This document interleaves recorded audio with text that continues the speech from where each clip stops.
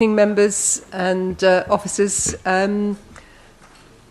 I can just draw your attention to the procedures in case of a fire alarm going off this evening that are up on the board behind you. As you're all aware, if the fire alarm goes and we're not expecting a drill, we leave by one of the exits and congregate outside Waitrose under the canopy. As this is the first meeting of the new Environment ONS Committee, I need to seek your agreement to the appointment of the chairman. Councillor Hyman was nominated at the annual council meeting earlier this month. So can I have the committee's agreement to confirm the appointment of Councillor Jerry Hyman as chairman of the committee for this council year? Thank you. Councillor Hyman would like to come up and take the chair.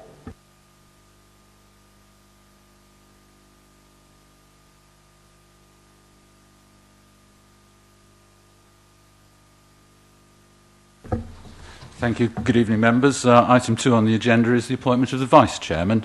If I can seek the agreement of the committee, please, to the appointment of Councillor Wyatt Ramsdale as the Vice Chairman of the Environment Overview and Scrutiny Committee for this coming council year. Thank you.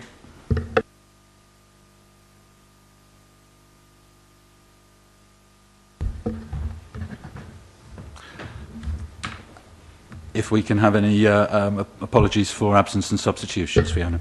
Thank you, Chairman. I've had apologies from Councillor Peter Isherwood, and Councillor Dennis Lee is attending as a substitute this evening. Thank you very much. As the CIL report was considered previously by Corporate Overview and Scrutiny on March 20th, it was agreed last week that all ONS members are invited to attend tonight's meeting. I know the message may not have got to absolutely everybody, but it's good to see some extra people here. And welcome to anybody watching on the webcast. We don't have anybody in the gallery. Councillors Mike Band, Pat Frost and Richard Seaborn have given their apologies that they're unable to attend. Declarations of interest. Fiona, do we have any members' declarations? None, Chairman. Thank you. And questions from members of the public? None, Chairman. Thank you very much. I have had a number of representations made by members of the public. They weren't entirely happy with the publicity for just because of the new website and the way the new ONS papers went up.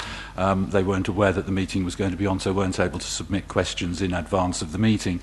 But I've said that I and I'm quite sure one or two other members they may have written to will represent their views here anyway and put any questions that that need to be put. So let's go straight into item 6, community infrastructure levy, preliminary draft charging schedule, and that's on pages 5 to 24 of your committee papers. This has been before some of us for 3 times now, because we saw it in March and we'd had a briefing on it prior to that. It has changed, so please don't assume that it's the same as what you saw back in March. Some improvements have certainly been made, and I think that Elizabeth Sims and Graham Parrott will introduce the report for us, and Mark Felgate from the advisors, the Three Dragons, who will give a short presentation. I hope they will be relatively short presentations and of great value to us. Please. Thank you. Thank you, Chairman. Yes, just by way of introduction, as the Chairman has pointed out, I think some of you may well have seen a SIL presentation once or more than once, because I think there have been opportunities through all member briefings. The local plan SIG certainly had a presentation a while ago, and of course it was also considered at the last Corporate Overview and Scrutiny Committee. We've been working for some time with the consultants, Three Dragons and Troy Planning on this, and in essence the position we're at the moment, and Mark from Three Dragons will deal with this in his presentation, but the position we're at the moment is we are seeking to get approval to go out to consultation on what's called a preliminary draft charging schedule. That's the kind of first formal stage in this process. It's where the council indicates the SIL rate that it is proposing to set. That is then consulted on. Obviously, after the consultation, the council can then reconsider its position, and the process goes on from there. And Mark will, I think he has a slide that will summarise that. But that's where we have been. So in terms of this council, I mean, the position is that we wish to seek the views of this committee, and those views would then be forwarded on to the executive, and the current aim is for that to go to the executive in June, and then for the consultation on the preliminary draft charging schedule to start in June, and that would run for 6 weeks. I think it's particularly important just to remind members that when this was discussed at the corporate overview and scrutiny committee, there were a number of issues and concerns that were raised, and I think they are summarised in the bullet points on page 6 of the agenda papers. Again, I think in Mark's presentation he will pick up on a lot of these, but just very briefly, I think it's fair to say, in my view, certainly probably one of the main issues that was of concern was the idea at that stage that perhaps you'd have a different sill rate set for different broad rental market areas, and that was explained because it's to do with the rental for affordable housing and different rates that are determined in different areas. And I think there was some concern from members about whether that was appropriate, whether there was actually evidence to justify that. And I think it's fair to say that as a result of that, and some of the further work that the consultants have done, what is being proposed now is a single rate for the whole of Waverley from that point of view. So that issue, I think, has been addressed, and I think Mark, as I said, will pick that up. There were some concerns and some issues raised around how SIL sits with the council's obligations in terms of the SPAs. And again, I think that's been dealt with both in the committee report, but Mark will also pick that up in his presentation. The issue about indexation of SIL rates, the short answer to that is yes, they can be. And again, Mark will I think it has a slide or part of a slide that will pick that up for you in a moment. There was an issue raised, I think, about the funding gap, and in essence, this was about how much infrastructure do we think we need, and shouldn't we be ideally trying to set a SIL rate that means all of that infrastructure can be provided. And I think, again, Mark will pick this up, but the essence of this is obviously knowing that there is an infrastructure funding gap, we want to try and maximise the SIL that can be secured to pay for infrastructure. But the determining point ultimately in terms of SIL is about viability, and this is why you have to look at the development viability to see what can reasonably be charged, because clearly you don't want to set a SIL rate which means that developments are not going to be viable. So that's sort of that side of things. And the last of those 5 points is about the actual document itself. I think it's fair to say that before we go out to consultation, we do intend with our comms team to have a further look at the way the preliminary draft charging schedule is worded. It's fair to say, I think, with most of these consultations, I'm sure Mark will back this up, often it's the development industry who take most interest in these things because they're the ones who are, it's going to affect. So a lot of it is inevitably quite technical, but nonetheless, we will want to make it as accessible as possible. And I think our intention would also be to include some frequently asked questions when we go out to consultation to try and explain a little bit more about what SIL is as far as we're able to. And I think I'm confident that we will be able to address those points. So, with that a brief introduction, perhaps if I can now just pass over, Chairman, to Mark Felgate just to deal with his presentation. Thank you, Graham. Thank you, Chair. As Graham outlined, what I'm going to do is sort of provide an update on the work that we've done since the last meetings here and following discussions with your officers as well. I think Graham's just summarised everything on there, so I'll move on to the next slide, really. So just a quick reminder, I know you've had some of this before, but for those who may not have heard some of it, just a little overview of what SIL is, and as Graham was pointing out, the importance of how it's actually generated. So SIL is a charge that the councils can place on development. It's there to help fund the infrastructure. In terms of the way the SIL regulations work, it doesn't have to fund all the infrastructure that's been identified. It just has to help meet that funding gap. A portion of the SIL does get passed over to parish and town councils for local communities to spend, and that varies between 15 and 25% of the SIL within that particular parish or town centre or town area that's generated, and that will depend on whether there's a neighbourhood plan in place. So where there's a neighbourhood plan, it's 25%, where there's not, it's 15%. SIL can still actually be used in combination with other mechanisms, so you'll be familiar with Section 106 and Section 278, which is to do with transport. It's not a choice between them, so items like affordable housing will continue to be sought through Section 106. This is probably the most important bit, really, is that SIL, when setting a SIL, you have to strike an appropriate balance between contributing to your funding of infrastructure but not putting development at risk financially. So this is the key test that the examiner, when he comes to look at this SIL charging schedule, after we've gone through the various consultation stages, that's the key question he or she will be asking themselves. Does it strike that appropriate balance? So does it put at risk any of your planned development that's likely to come forward during your planned period? SIL, as Graham alluded to, really is a viability-driven exercise. So it's about looking at the cost of development and the value of development and simply taking one away from the other. I think in the last presentations you had quite a lot of detail about how that process and mechanism is done, and I'm happy to answer any questions on that, but I'm not going to go into the details of the viability testing itself.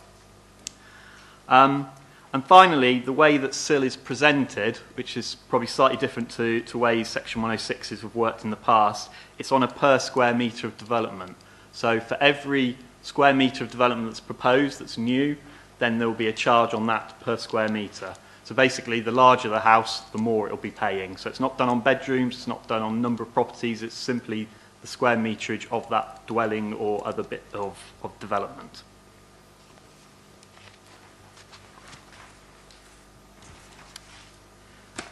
So in terms of the rate reviews, we did review some of the work and just identify some of the key areas there for you.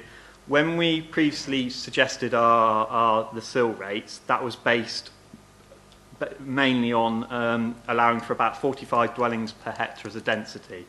As the density changes, the viability changes because you're obviously getting more or less development on, or it's becoming more or less valuable as you test it. So following discussions here, we have retested at 40 dwellings per hectare, which has actually provided a higher element to which SIL can be applied. By doing that, though, when we looked at our sample schemes, we did note that, in particular, flatted development would be struggling at the proposed SIL rates. So we've had another look at it. There's been some more information available since we did the first lot of work, and we found that in particular values of flatted development have gone up quite considerably over the last year or two, much greater than values of housing development. So because of that, it's provided enough scope to enable the flatted development now to pay the levels of SIL that we're now proposing. The other area we looked at, as Graham alluded to, was about a single rate across the district.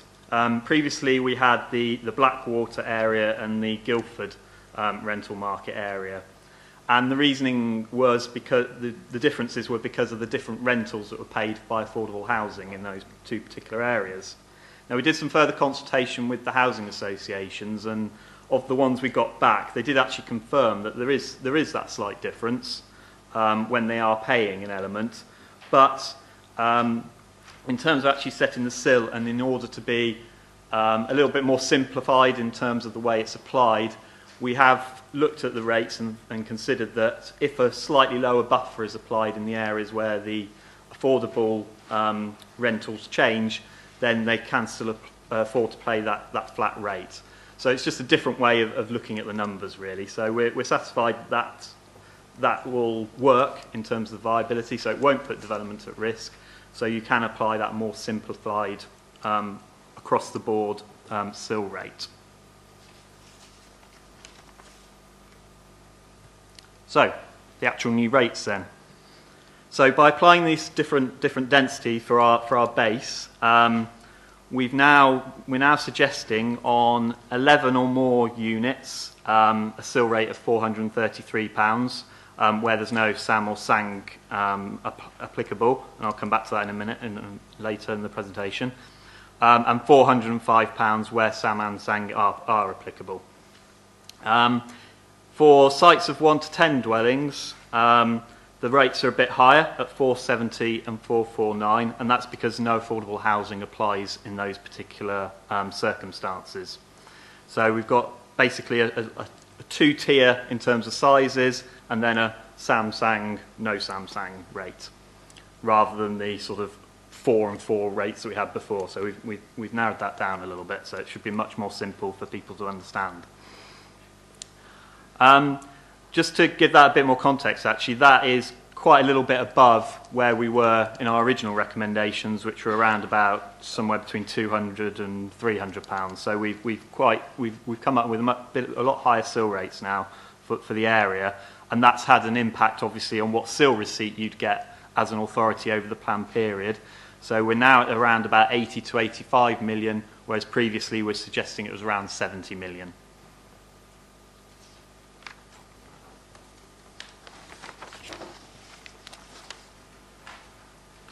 So whilst what's going on next door isn't a consideration for the examination, although it is sometimes put forward, it is inevitable that people look at what's happening in the neighbourhood. So I thought it'd just be useful just to set out what the other sill rates are around and about the area.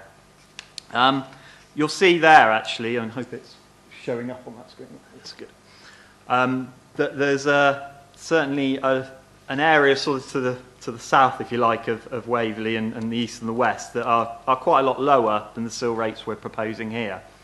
The difference is really, and what's generating these sort of lower rates in some of your neighbours really, is that all those authorities, so from East Hampshire, Chichester, Horsham and Mole Valley, those were all adopted charging schedules, so they're all charging sill now.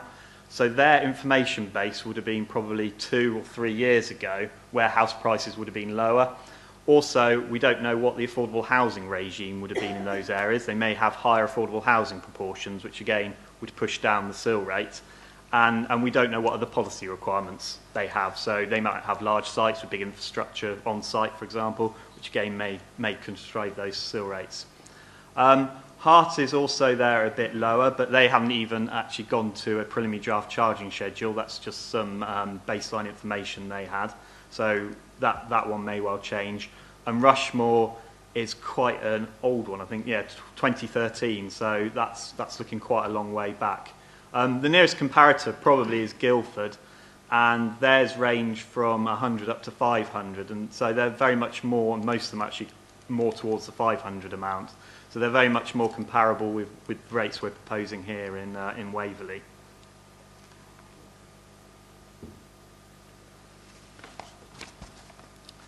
So to give you an idea of, in sort of more real terms, it's quite difficult to think about square meterage and what that affects on developments.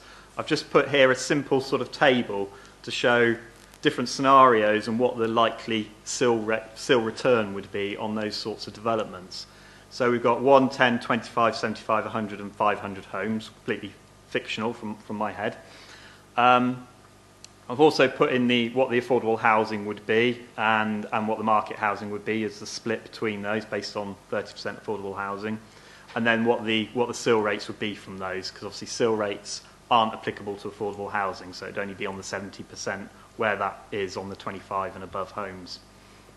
So for one home, if you like, we've got a sill rate of around about 42,000. As by another way of comparison, if you looked at your previous tariff-based system of Section 106, which I think was published back in 2008, if you kind of index those figures up that were set out in there, they're around about half of what we're proposing here. So you'll be getting a lot more through sill than you would have gone through the old Section 106 tariff approach. So they obviously range here in terms of the per properties amounts. On the one home ones, it is often the case with a lot of local authorities who are charging that those come out as what they call custom build homes, and they don't actually end up paying any charge, and we've accounted for that in our calculations. Graham did mention there was a question about indexation. So just to sort of confirm on that, and it's something we're actually often asked about, how councils can react to changes in the market with SIL. Because as you know, in the last few years, house prices have been going up and up and up and up. Infrastructure costs have also been going up, and it's how to capture that value uplift, if you like, without losing out. Unfortunately, I'll come back to the indexation, but generally the best way of dealing with that is through an actual full-on review of SIL, because that takes into account everything that's happened. But that's quite a lengthy process, as we're finding out. So the regulations do allow this indexation to happen. So it's linked to what they call the BCIS, which is the Building Cost Information Service, which is a national database produced by the Royal Institute of Chartered Architects. And basically they take tenders from across the country and they work out what prices are doing in terms of build costs. So that index is then used and applied to your SIL rate once you have it in place. So once we have our SIL rate of X, then every year you're enabled to index that, and it can go up or it could go down, but over the last few years it has generally gone up. It's reviewed on an annual basis in November normally, and can come in straight away for any applications that are then being determined. So there is an ability to move the SIL rate as you go forward through the process without having to do a full review. In reality, what's actually happened, and this is a SIL that I've dealt with a couple of years ago, where they introduced a SIL in 2014 of £150, and now the latest, as of last week, they are now charging is £179. So you can see that has gone up in line with what the market's been doing. And on a 100 dwelling scheme, that would be around about another £260,000 to that local authority. So it does help sort of bridge that gap between prices going up and capturing some of that land value increase.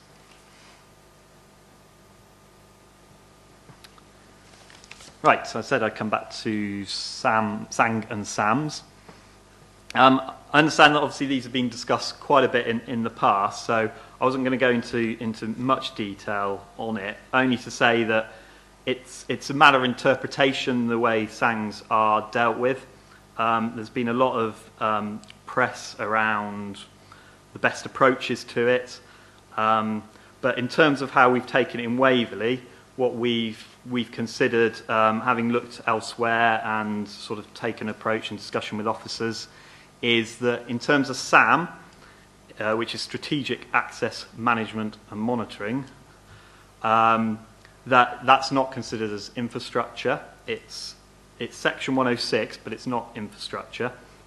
And that in terms of our viability assessments, we have taken that into account where it would be applicable, which would be in the Thames Basin where there's mitigation, when mitigation is required.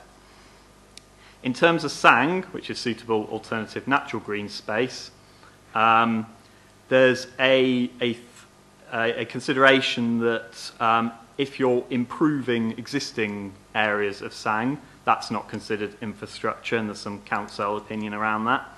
But when you are creating brand new infrastructure, that would be considered SIL, and it's likely that that the council would have to fund that in those circumstances when 5 or more contributions are reached.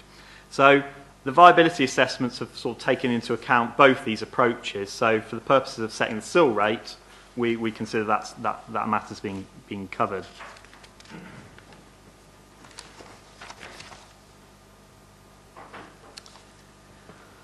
In terms of and this sort of is linked to this in a way, is the infrastructure regulations and the 123 list and section 106. You'll see these regulation numbers banded around, and regulation 123 is one that comes quite often.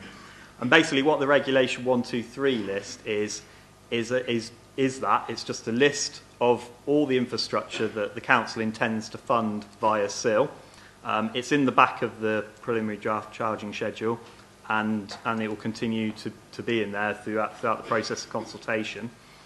It's important to note that even when you've gone past the examination and you've got an adopted SIL and you're charging on it, that you can actually change the 123 list at any time, all you have to do is a fairly limited consultation exercise whereby you advertise what changes you're going to make, you invite consultees to make comments on it, and then you can change it through your council procedures. It's not necessary to go back to examination on that. Where an item is on the 1, 2, 3 list, the idea is that the requirement to put them on there is so you're not double counting your funding. So the intention is that if you have something on the 1, 2, 3 list, you then can't seek Section 106 for it. There's various ways, and councils have taken various different approaches to the 1, 2, 3 lists, but the way this council has done it is clearly set out in the back of the preliminary draft charging schedule. So if you want to have a look at that, please do. The other point to note, I guess, here is that a lot of authorities, once they've brought in SIL, have evolved their 1, 2, 3 list as they've come up against issues that they just couldn't foresee as they went through the process. And one that sticks in my mind was there was a particular authority that had big strategic sites, and on its 1, 2, 3 list was play areas and recreational space. And they realised that they couldn't actually seek through the 106 play areas and recreational space on those strategic sites. So they then had to change the 1, 2, 3 list to enable that to happen. So these things come up quite often, and authorities just simply change them as they go through the process. There's bound to be new ones that come up, and they do change on a regular basis. And finally, yes. In terms of the process now that we're going to go through, hopefully exec will approve the PDCS to go to consultation. That'll be a 4 to 6 week period of consultation. At that point, you'll receive any comments. As Graham alluded to, my experience of these have been probably 90% that come back are from the development industry. The other 10% are generally from infrastructure providers or parish councils wondering how much funding they're going to be receiving. So that's the kind of consultation you generally get back through the preliminary draft charging schedule. You're then given an opportunity to review that. If something comes back and you think that yes, this needs changing or we need some more work done on that, you can do that, and then you go forward to the draft charging schedule. Again, when comments come back, you have another opportunity to review and update at that point. You then will be submitting it to the examiner, who normally is the planning inspectorate, although it can be other people, but generally speaking, I think all the ones I've seen have been the planning inspectorate. You submit that. At that point, you have less opportunity to then review, and you have to ask the examiner to actually make any changes that if you feel necessary. Through that submission, again, that's a consultation, so people can comment on them at that stage. Then we move through to the actual examination. I've seen the examinations range from being no public examination at all, so the examiner may have a couple of consultations, he looks at those and he issues his report. I've seen them last 10 minutes and I've seen them last 5 days, so it's a real mixture. Here, well, I don't anticipate anything, hopefully more than a day. Then at that point, if you get the examination, get that over with, the examiner produces his report, and then the council can approve that and bring forward the SIL. During that process as well, you can also decide on your governance arrangements, so how you might be collecting the SIL in terms of your mechanisms internally, and then how you might like to set up how you prioritise the income when it comes in. Authorities do this in different ways. You know, some authorities have single pieces of infrastructure they want to fund. Others have lots of different smaller bits of infrastructure. But I think those sort of decisions can be made at nearer that time when you know you're bringing it in for sure. And that concludes. Thank you.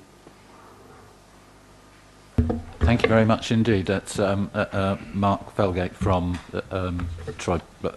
not Tri Planning, are you? From the other one, thank you, from Three Dragons. Sorry, I was very rude. I didn't introduce everybody that we've got in front of us here, but next to Mark, you probably know that we've got Graham Parrott, who is our lead officer on the local plan, and next to him Elizabeth Sims, who is head of planning, and next to her is Gail Wootton, who's a principal planning officer. We also have with us one of our directors of the council, Graham Clark. And sat at the back, we're very lucky to have some members of the executive. We've got Jim Edwards, Jenny Else, I think I see in the middle there, and we've got our planning portfolio holder, Brian Adams, who's graced us with our presence, which is very nice of him, as well as having Pat Ellis and Councillor John Gray with us, and John Williamson, in addition to our members of the committee. So if you wish to ask questions, members, you can possibly ask our portfolio holder to answer any burning questions you've been saving up for him. But if we can stick to the subjects that we've got in front of us, please. Now, before I open this up to the floor, I think, first of all, we need to look at exactly why we're here, what the executive want us to do, or why they've asked us to look at this. There was we did have a slide up there 2 or 3 slides ago, which gave us the system we're going to go through with this. This is the preliminary draft charging schedule, and then we're going on to the draft charging schedule. Can I just ask Graham or Elizabeth, what opportunity might this committee or councillors, other than the executive and full council, have to look at this again as it goes through the process? Is this the last time that this committee will see this, i.e. we've got to spew out everything we know about it or want to be registered at this stage, or will it come back to us at any time? I would envisage, Chairman, that after the consultation, then I would have thought we would probably feed back through a similar sort of process to get to the next stage, really. So I don't think this would be the sort of first and last opportunity.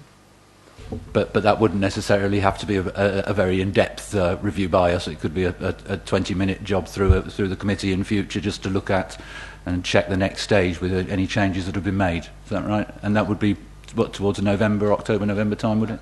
I haven't got the precise time to work that through in detail, Chairman, but certainly what I would envisage happening is that once we've had the consultation on the preliminary draft charging schedule, we will then identify the principal issues that are raised and our responses to those, and obviously those may be to say that we've noted the comment but we don't feel it justifies a change. It may be in some cases it involves us going back and having another look, as Mark alluded to. It could be even potentially resulting in a change to the proposed rate. But normally you would expect to have that set out, and then obviously I think that would be the point at which the committee would get an opportunity to see what's come back from that consultation. And we would at that stage, I would envisage, be still making then, if you like, essentially a recommendation about moving it on to the next stage, but seeking this committee's views before it gets forward, it goes back to the executive. Okay, thank you very much. Now, before I open it up to the committee, do I have any notifications on this item specifically, Fiona, to speak on this item? No, Chairman.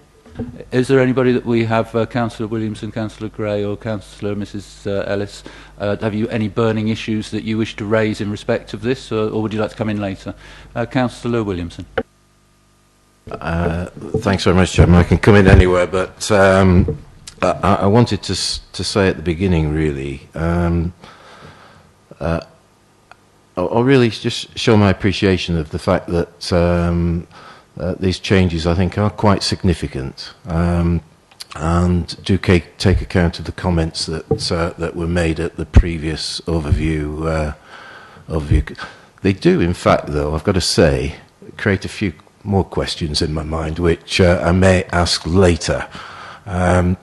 But one of them was in particular in relation to the reduction that you're proposing around the area for the sang.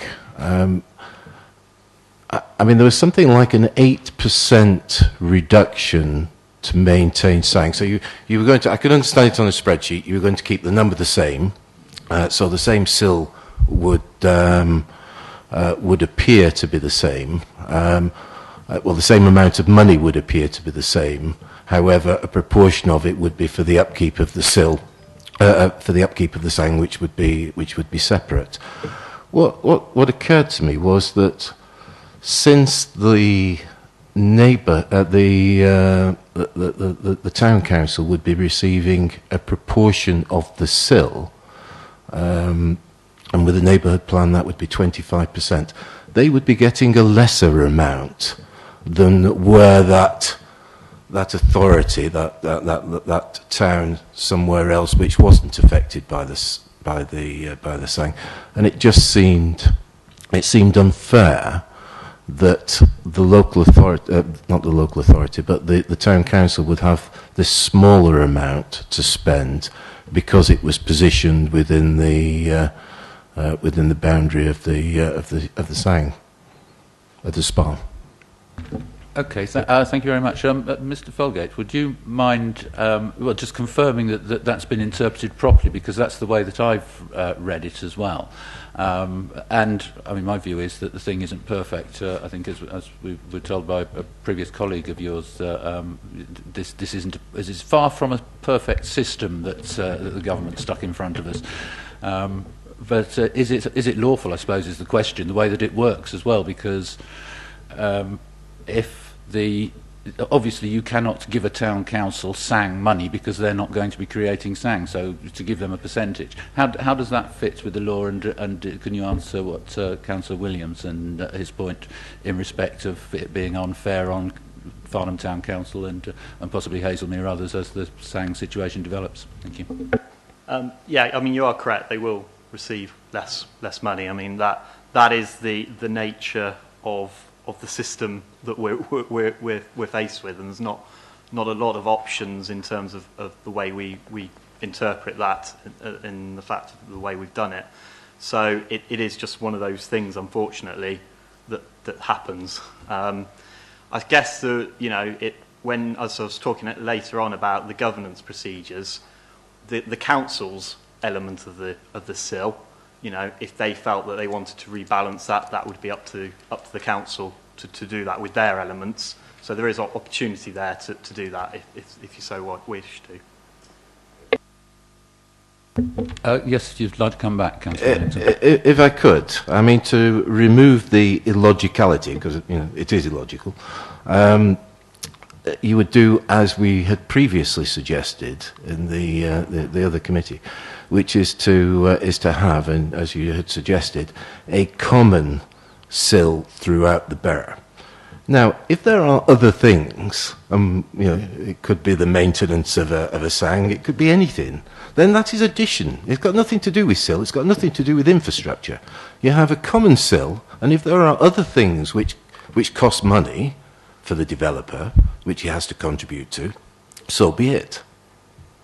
I mean, that would be far more logical. I agree. It would be far more logical, but the way the planning is, the examiner will look at it is he'll look at the risk to development, and he'll consider that if there's an additional burden that hasn't been taken into account, and you can guarantee that if we don't take it into account, we will have objections from the development industry in particular. If that isn't taken into account, then the examiner will likely push the rate down anyway. So we are preempting that, if you like, by including that within the viability assessment, because it is a fact about the viability of the development, and we have to consider all the elements of viability, whether that's affordable housing or SANGs or SAMs. I absolutely take your point, and I'm going to leave it here, but I think you're capitulating in a negotiation before you've even started. Thank you, Councillor Williamson. Yes. Councillor Forrest, let's get around to going and Councillor Bryant. Thank you. To take that now. Yes, we can come back to that again. I've got a couple of questions on that, but we'll probably come back to it anyway because it's one of the major issues. But, Councillor Forrest. Thank you, Chairman. I completely understand the point that my fellow councillor John Ward just made there with regard to the viability. And the viability, it was described in the presentation as being viability driven. And that, I think, leads to a lot of questions that would cause me concern in terms of, can we maximise our SIL, knowing that there could be issues with viability at a later date that might drive that down. So although we set it a square footage, if it's deemed or found at a later point that the viability is threatened by unforeseen circumstances, how do we safeguard the amount that we are then going to get? No, it's a good question. The way the sill setting works is we include a buffer in that, so we don't set it at the absolute maximum that you could. So, as I said, when I started the presentation, I said viability is about basically taking the development costs off the development value, and what's left is available for sill. That's what's left has a buffer in it, so we don't take everything that's available. So there is some scope there for movement, if you like. So if as you said, those unforeseen things happen, extra costs that aren't known about, then there is a buffer there to deal with that in those particular circumstances. Chairman, can I just add to that as well? Just to tell you that, as we said at the introduction, this is the first stage in the process. So if there was any sense that the sill rate was being set too high and wasn't taking account of some of those sorts of things, then this next consultation will be an opportunity, and we know they'll take it for developers to come back and tell us whether they think we've got it right and to refine it. So, I think that gives members some comfort that this isn't about trying to decide the sill rate tonight and that'll be it, if you like. It's about the first stage in a process. Can I ask Graham if that's if what we're doing at the moment might be seen by developers as being our opening gambit in a negotiation process where we're setting it high and they're going to try and knock it down, or is that not the way that they would see it? I mean, is that the sort of process we might expect them to try to go through for them to respond to this and to bring the rates down, claiming that it's not viable for them and that sort of thing, or is that not the way it normally happens? If I can give my comment on that, Chairman, and maybe Mark might want to come in as well, but I think there is a process that's been gone through very carefully by the consultants to look at the viability of development and what sill could reasonably charge. So it is certainly no suggestion that there's just been a high figure sort of almost plucked out of nowhere on the basis that we'll see where that takes us. This has been worked through quite carefully, but clearly there will be some who will have their own interpretation on development viability and whether we've got it right, the sums right or not, and that's where they'll make their comments on the consultation. Mark, I don't know whether you have any sort of... For my sins, I think I've been involved with probably about 20 odd sills, and all the development industry, yes, you're right, they'll come back and they will try and bring down the rate for various reasons, some legitimate reasons, others mischief-making reasons, if you like. Where we've set it is where we think that it is viable and it is achievable. If there is something comes back through the consultation that we've missed or a situation has changed, so say, in the worst case scenario, we had a big crash in the market, then yes, that would be a legitimate reason to bring the sill rate down. But generally speaking, we will defend the rates as they've put up because we feel those are the right rates for this area. Thank you. If I can bring in Councillor Ramsdale, please.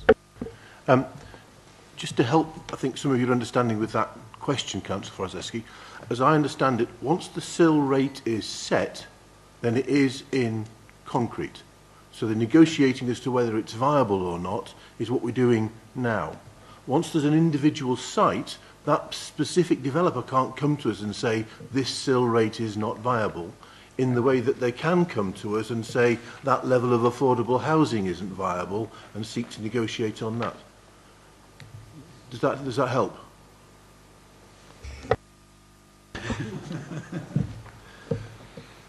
Once we've set our sill rate and XYZ builders come with their big scheme to do something at a site not far from here, they can't at the same time come to us and say that sill rate is too high, it doesn't make our scheme becomes unviable. Can we negotiate on it? The answer then is no. Whereas things like affordable housing and the numbers being built, the percentages, they could try and argue on those with us. So it's not movable once it's set in concrete by this process. So that's why we're expecting the developers to argue in principle at this early stage that £433 or whatever the number is that might apply to their sites is too high. But it could rise or lower with the markets, as has been explained. Yeah. Elizabeth, you'd like to come in? Sorry, only just to add to that, that you will therefore see a very distinct change in approach than that you're used to with Section 106, where if a developer comes forward and says, oh, the scheme's not viable, I want to challenge elements that you're requiring me to challenge, and sometimes it's infrastructure in that case that might be one of the forfeits. But in this case, one of the benefits of SIL that it's established beforehand, and the developer will pay SIL, but it is other elements that if they're arguing viability that will be challenged, and that's why affordable housing comes into the mix.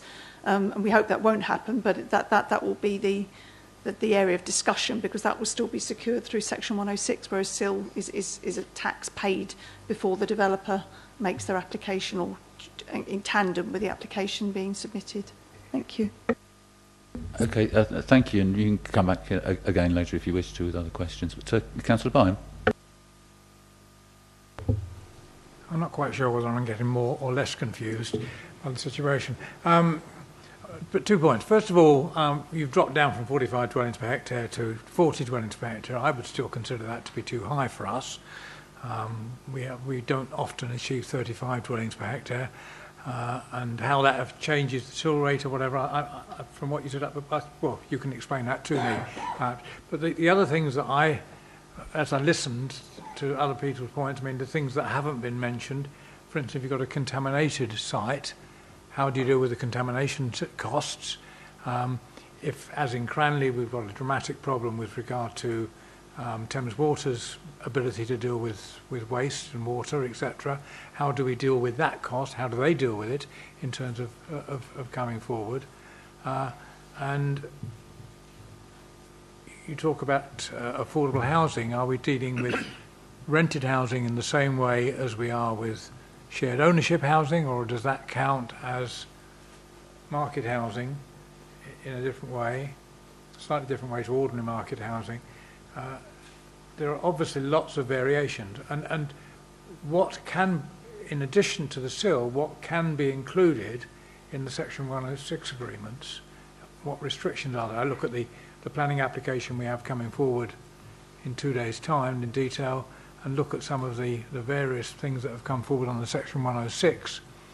And there's a whole range of things. Are most of those going to have to be paid for by the SIL, for instance, education, or is it totally separate? Thank you, Councillor Byam. I think the answer to that one is in our papers, and it's that site-specific items can still and will still go through S106s, but I think Mark will probably pick up on that. And the issues of Councillor Byam's questions in respect of how is contaminated sites and sites, for instance, around Cranley, which have got waste and water specific costs attached to them, and affordable housing. If you could perhaps address those, I'd appreciate it. Thank you. Yeah, there was a number of elements to that. I think the first question was about the dwellings per hectare and what development happens. I'll probably let Graham answer that a little bit more because he knows the details. But my understanding is that 40 dwellings per hectare is a reasonable, typical scheme in this area. In terms of contaminated costs, those are what we sort of consider as abnormal costs for development. And the way that they're usually dealt with is they actually come off the land value. As I said at the beginning of the process, I wasn't going to go through the detail of a viability assessment, but basically part of the development costs is the land value. So the developer agrees a land value with that landowner. Now, if there's something that's not a normal situation, like contaminated land, that land value would be reduced. So it would be that difference in the land value that would pay for that contamination to be dealt with. And the same would apply with other abnormal costs such as that. There's also a question about affordable housing, I think, and how that's been dealt with. There's obviously a range of different tenures of affordable housing that you identified, the rented the affordable rent and shared ownership and so on and so forth. What we've done in the viability testing in consultation with your affordable housing teams here and the registered providers locally who provide them is look at what a typical mix they would seek on a development, and we've put that into the testing so that we've allowed for those different types of affordable housing when we've done our viability testing for coming up with the associated CIL rates. I think the final question was on the one in Section 106. I think the chairman was quite correct in terms of that the site-specific elements can still be continued to be sought through 106. It's those more general items where you have a piece of infrastructure that requires lots of different developments to contribute to it. So a school, for example, where there isn't enough development, single development to fund it, that would probably be a CIL item because it would contribute, because more than 5 applications would have to contribute to it. So that would be through the CIL. Whereas if you had a very large strategic site that could deal with its own infrastructure provision, so it was a couple of thousand houses, so could generate enough pupils for one school, then that would continue to be Section 106. So it varies in terms of the types of development that are put forward, but we've tested the sort of the range, if you like, in our viability assessments. Can I just answer very quickly the question on the density? Because we did provide and work with the consultants on this and provide a lot of information about the density of development. We looked at all the planning permissions, particularly the significant planning permissions and their density. We looked at sites in our land availability assessment and the sort of density they might be delivering. And obviously some of the sites, maybe more suburban sites, or even perhaps some of the greenfield sites that have come forward, might be towards that lower end of the range. But actually, it's quite surprising how many of our developments are at a higher density, and even a lot higher than 40 to 20 hectare. I mean, we've got one going ahead just over the road here, but you think of some of the other small urban sites we've had, and you will find there's a lot that are higher. And so it's been quite a challenge for the consultants, because the viability will vary across those ranges of densities and different mixes.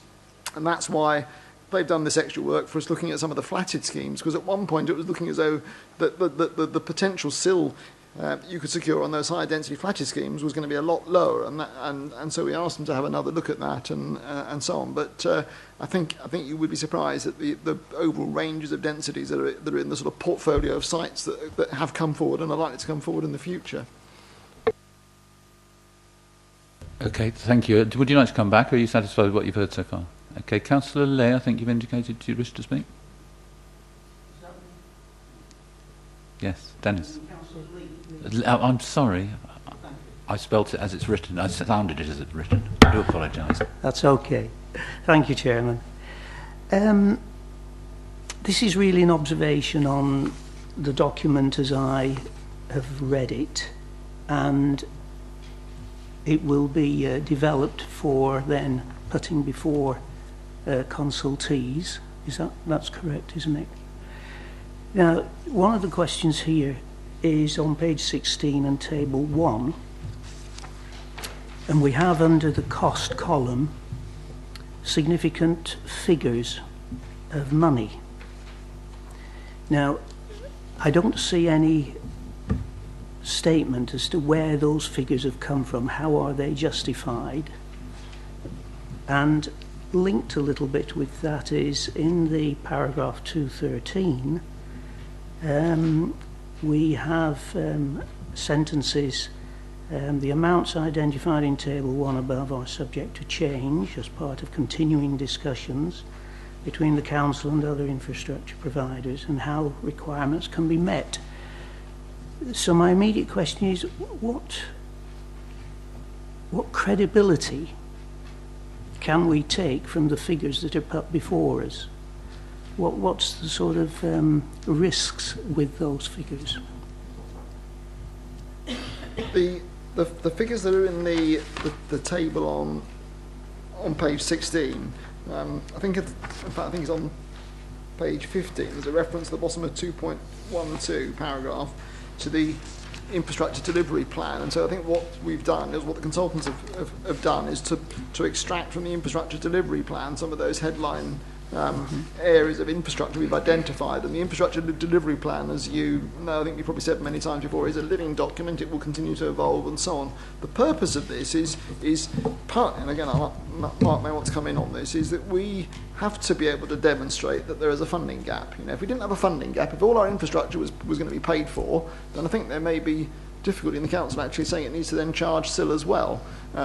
So we know from the evidence we have that there's quite a lot of infrastructure we'd like to see delivered, ideally, and that alternative sources of funding for that are obviously inevitably somewhat limited. So it's demonstrating there is a gap to be filled, and so the purpose of SIL is to make a contribution, hopefully a significant contribution, to helping to fill that gap. But as I said, the figures that we've used there were extracted from the I think the infrastructure delivery plan, probably the version I think that was accompanied the submission of the local plan for examination. May I just ask you, Graham, whilst you're on that, because this does state at 212, paragraph 212 on page 15, that it's from the updated infrastructure delivery plan, I assume, from December 2016. Now, I think most of us will have seen, if any, a sort of June or July 2016 version. Can you tell us, are there any major or significant changes between what we've seen and what we probably haven't? Or am I muddled? I think, Chairman, members should have seen that version because it was updated to coincide with the submission of the plan. Off the top of my head, I can't remember exactly what the differences are, but it will have certainly included, I think, a probably more up-to-date picture on some of the specific schemes, and also I think some of the costings for some of those schemes were updated, some of the information about possible alternative sources of funding were updated, but I think that has, I think, been circulated previously, Chairman. Councillor Ramsdale. Thank you, Chairman.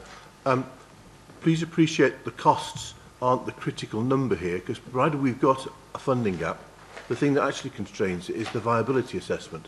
So even if you piled on another so many more million onto your funding gap, it wouldn't change the 433 figure, provided it is above the amount we think is viable to be charged to the developers. Yes, Councillor Can Lee. I just say that I appreciate what has been said, and indeed thinking back to the original information, I believe that it would be prudent when issuing this document that you actually have as an appendix where these figures have come from. Because my gut feel is there's a lot of uncertainty here, and as I say, my gut feel is what's the reliability with it? Certainly, Chairman, we can do our utmost to make sure that is clearer, so that people do know exactly what the source of this is. Absolutely. Thank you. Now, whilst we're still on that table on page 16, which has got the funding gap figures on there and a number of items that we're going to extract money for, I noticed when I got to the very end of today's papers, pages 94 and 97, and this is under the next item, but on page 94 it says, are there other elements of, this is a question which we are going to be asking in the LPP2 consultation, in respect of transport. It says, are there any other elements of transport that LPP2 should include? And immediately above that, it's the second bullet point on page 94, enhancing public transport and interchange facilities. And so that's an item which I don't think has in any way been considered. We're mentioning it later, as though we're going to be putting out to consultation that's what people might want, but we're not including it or mentioning it in our CIL. And we've got the same situation, I think, on page 97, which in the third paragraph down, I think it was something to do with health, and we needed hospitals. There's a commitment within the plan to provide for new green infrastructure issues. Somewhere in there it was talking about, well, where we might need hospitals and money spending on that. And of course that's not in there as well, and I'm just thinking we don't want to be taking sort of like looking at two decisions we're making tonight, or recommendations to the executive in isolation that actually contradict each other. I'm wondering if we're talking about going to consultation on bus transport infrastructure, transport interchanges, new health facilities and that sort of thing, should we have these considered in the CIL list and our regulation 123 list or not? And that was something I think That's public transport. I don't think that was particularly under, because we're asking the question, interchange facilities, was it?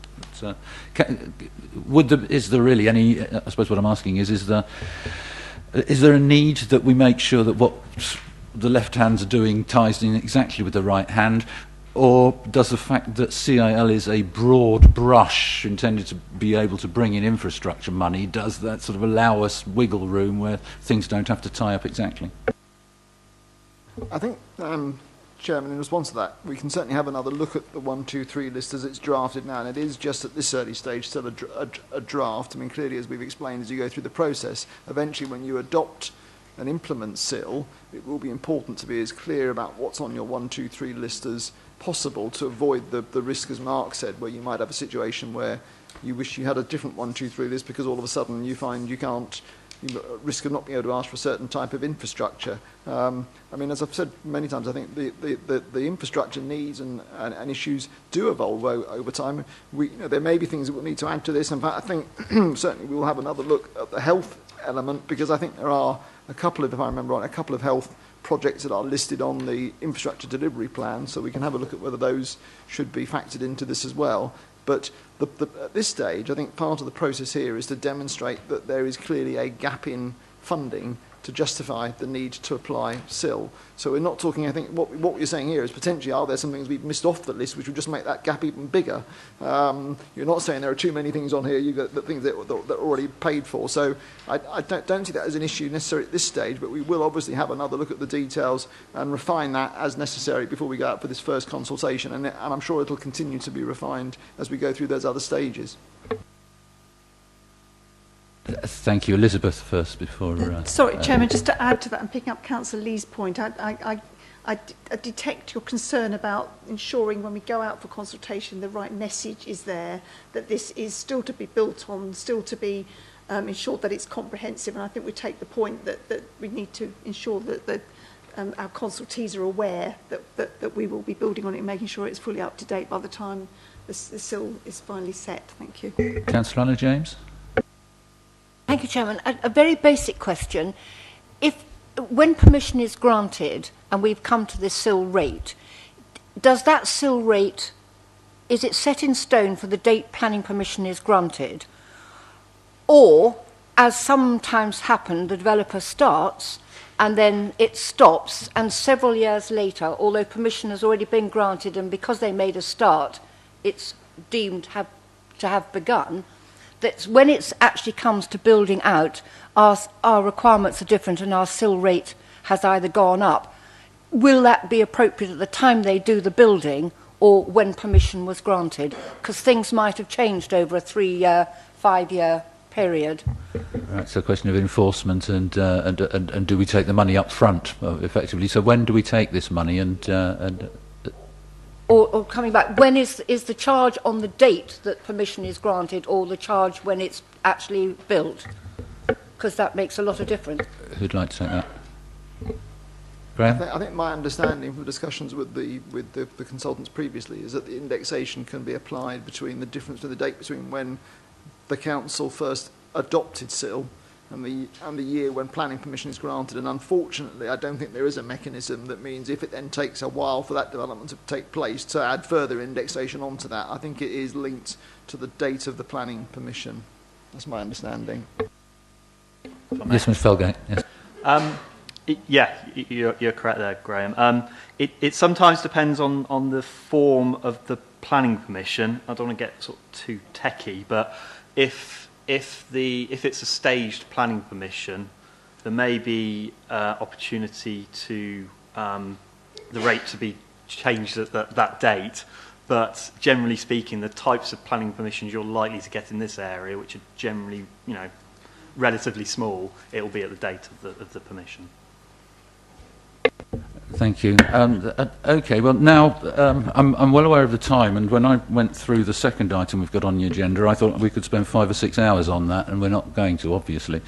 There are some issues here which are specific, actually just look like anomalies, which I wouldn't want to go through without mentioning, and perhaps Mark can help with. On page 19, There's a table of the sill charging schedule, and it's picking up on the issue that Councillor Williamson's kicked off with this evening, where we've got £433 per square metre for the sill rate, where there's no SANG tariff, and £405 where it is charged. That's for larger developments, more than 5. So there's a difference there. The differential there is £28.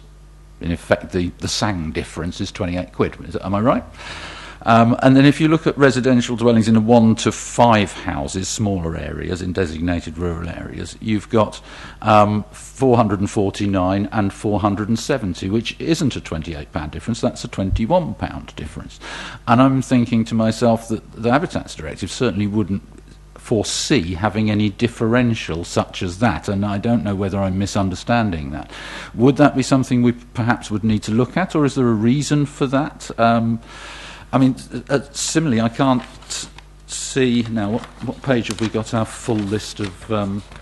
On page 22, if we turn to page 22, if you wouldn't mind, this explains very well. I'm very pleased with how this has developed, actually. This is not being critical of officers at all, because from what we had when it was brought in front of Councillor Williamson's committee, the corporate ONS, in March, and we threw it out not understanding it and wondering where on earth we'd get any sense out of it, it really has come together nicely, and I'm very pleased that we've managed to tie it into one area. Certainly it does make things a lot less complicated and easier to understand. But if we look at the top of this infrastructure table that we've got, as Mark explained earlier, the provision of SANG for avoidance and mitigation measures, new SANGs can be charged for under CIL, because that is infrastructure.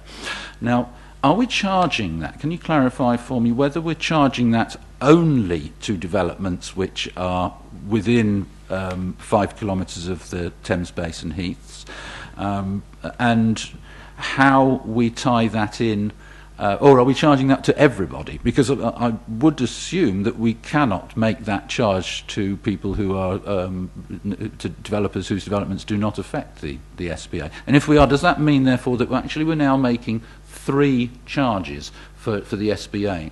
We've got a SANG charge for through Section 106s for the management. We've got which equates to a current SANG charge. We've got a SAM charge to Natural England, which is access management and monitoring for the regional strategy. And we've got a third charge being made through CIL for charging for land. Is that the case of what we're doing in future there? Because my concern with that is, if we're doing that, that implies that if that's lawful, then what we're doing at the moment isn't lawful, because we're not making a land charge. I'm wondering whether that logically is the case. Thanks. I mean, in terms of this has evolved from the current position that we have with Thames Basin Heaths, which is that you have an existing SANG at Farnham Park, and the contributions we're receiving for that are going towards its continued maintenance and management in perpetuity. So the position that we adopt on that, and that has been supported through planning appeals, is that is not infrastructure provision, and therefore it can be dealt with through Section 106. And looking beyond the implementation of a SIL regime, I think logic would suggest that if that's the position now, that would continue to be the position then. So given the capacity at Farnham Park is quite significant at the moment, there is obviously a risk, and potentially we might need to find some more SANG for the Farnham area later in our plan period, but even that's not necessarily certain. But I think our view was that at this stage, the way the consultants have approached it in terms of the Thames Basin Heaths has dealt with the current situation, and in the event that we're looking some way further down the line at having to provide new SANG in relation to Thames Basin Heaths, by that stage the council will, I'm sure, have reviewed its SIL rate anyway to take that on board. So that is the position, and but it was important to draw the distinction between that position and a situation where a completely new SANG is provided, because the provision of a new SANG that would fall within the definition of infrastructure as we understand it, and therefore that then is something that is potentially paid for out of SIL. Sorry, so you're saying it's only where a development does provide its own infrastructure that we're charging SIL on it? Because that isn't what's implied here. This is a table of what we're charging for. This is our 1, 2, 3 list, isn't it? So presumably, are we charged? Well, to answer the first question is: do we charge this to everybody, or just to people who are within a specific distance of the heaths, of the Thames Basin heaths? That's the first point. Or is this something which we need to work with Mark on in more detail in future, because otherwise we could be on this all night if we're really going to get into the details of this? How far do we go? But we do want to make sure it's robust. And I know you will recall that, members will recall that at the March 20th meeting, I asked specifically for, because this has been debated for in the region of 5 years by the Joint Strategic Partnership Board and other councils, everybody's been through it, and I wanted to look at what they've been through and see their legal opinions, and that way we can make sure we get it right from all the information. I haven't been given that. I could ask the portfolio holder, actually, he's here. Are you able to access the documentation for the Joint Strategic Partnership Board meetings and make those public, portfolio holder? I've no idea. I'll have to look into that if that's something you want looked into. If you would kindly. I would like to make some comments, if you wouldn't mind, Mr. Chairman. I'd be very happy for you to do so. Yes, is there any other member of the committee who'd like to just come in first? Sorry, Mary, yes. Thank you, Chairman, and my apologies to Councillor Williams for wrongly saying your name. That was very rude of me. We're being asked here this evening to make our observations and our comments to the executive with a view in the future for this going out to consultation. And my comments here would be that we need to make it clear. We need to make the differences as transparent as possible. And also, it's making sure that we all understand what SIL is. Forgive me, that sounds rude, but I know we all do. But there's so many different ways you can look at it and misinterpret it. And there's great examples of here this evening. And we've got to make it clear: is SIL just about funding the gap, and how does it work in relation to other infrastructure contributions that's out there? So I would say my comments, and I think you made one that was really important there, this has got to be part of an ongoing, evolving discussions with our consultants and with our planning department to make sure that when this does go into the public domain, it's easy and understandable, and it's not full of jargon that confuses us and we don't know actually what it's really trying to say. Thank you, Chairman. I think robust is the word I like to use in relation to our local plan on this. It has got to be robust. We've got to make sure that it doesn't get ripped apart, or the questions we can think of, we don't want them coming up in 3 months' time as an examination, because we didn't bother asking them and looking for a better way of doing it at this stage. So I hope we can work with that. Please, if I can bring in the portfolio holder now, Councillor Adams, please, as much time as you wish. Thank you. Hopefully, I'm not going to take up very much time, because I've been listening to everybody's comments and with interest. I think this is the second time that this committee has had a look at this. It's now been delaying this for 2 months. I'd like to point out that this is providing something like 50% more contribution to the infrastructure funding we desperately need than the S106 regime that we're operating at the moment. Until this is approved, we won't get that additional 50% of revenue. This is not set in stone. We are able to adjust it fairly easily afterwards. And so I'm really keen that we actually press on with this. There are 2 more consultations. I think it's worth considering whether you believe you need to have a discussion after each one, or whether just after the second one would be sufficient. But again, as I say, I reiterate, the longer you delay the implementation of this, the longer you're delaying our infrastructure development in Waverley. Thank you. Thank you, Councillor Adams. I don't think there's any intention of this committee to delay this going forward to the Executive. I'm not sure exactly when you want it to go forward to the Executive. I think it's just a matter of that we have a role here in the Council of scrutinising this, and if there are problems with it, we want to let you know at this stage rather than it come and bite us on the bottom later on. And that's the whole purpose. And obviously we've had a lot of problems with failed local plans over many years, and we don't want that to continue. Chairman, yes, thank you. I don't think there are problems with it. We have been looking at it now for nearly 2 years. Admittedly, there's been some changes in the rules, but not actually a lot in this respect. So maybe we haven't explained it quite as well as we could have done, while at the same time trying to keep the reports succinct and with, as Mark has said, not too much technical detail. So the fact is, I think that we've got a robust system here already.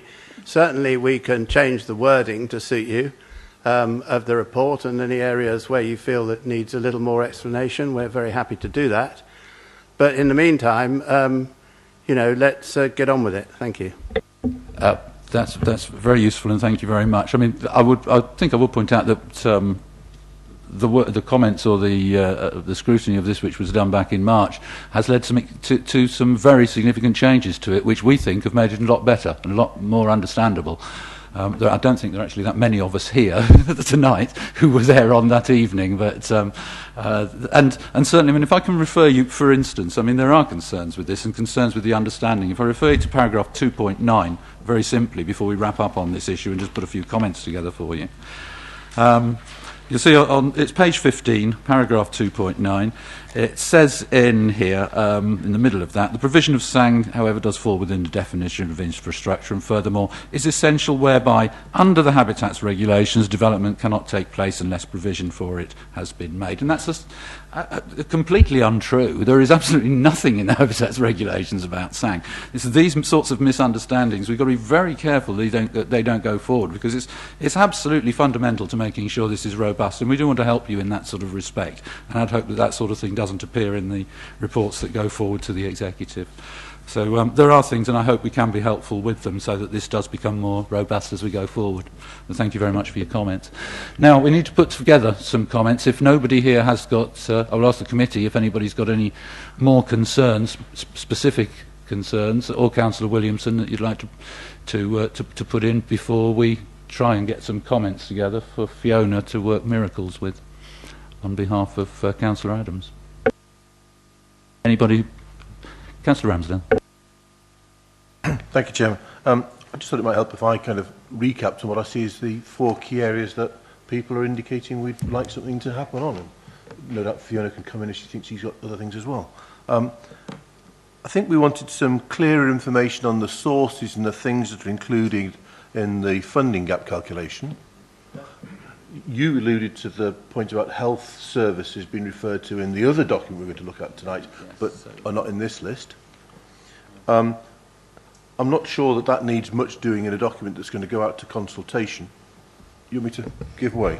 Thank you. That list is the living document which is available on the website, which is the infrastructure requirements document.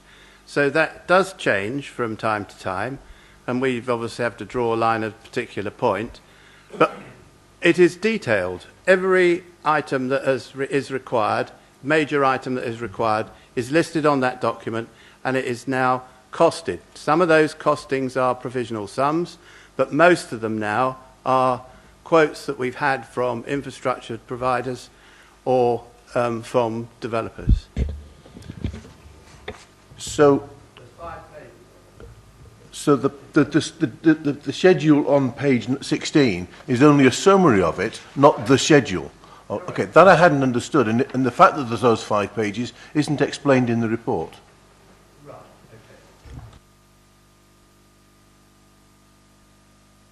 okay. I think there's also, well, that's the clarity that I think needs to come in to explain that that summary list of indicative things is just that, and there is a 5-page, or however you politely put that version, that's been used for that backup. which we should have seen before we discussed Mr. Chair, made a number of observations about Sang and Sam. I think it would be a good idea if those points you made about are there 3 elements or just 2 elements, somebody could just go back over those areas. Tonight or before? I think that needs to be done before this version goes out to consultation. Yeah, I would rather. And I wonder if some of our clarity is coming from the presentation we've had, not from the report. And I made the point at the pre-meeting that maybe some of these slides and pictures and examples that we've used in the presentation could also be put in the report, especially if there are going to be lay people reading the report and being expected to give comment. I appreciate we're expecting most people to come from the profession, but clearly there are some people like the chairman that do sit up all night reading all of these documents. Yeah, thank you. Sad, yeah.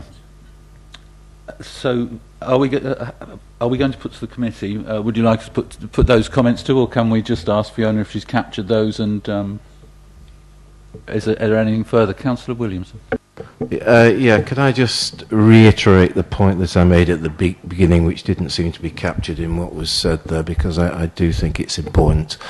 I think it's totally illogical to remove the maintenance cost of the Sang operation off the sill in the Thames Basin Heath area and have a lower sill in that area. If you need monies for the upkeep of Sang, it should be considered separately, and to do anything else would seem weak in a negotiation.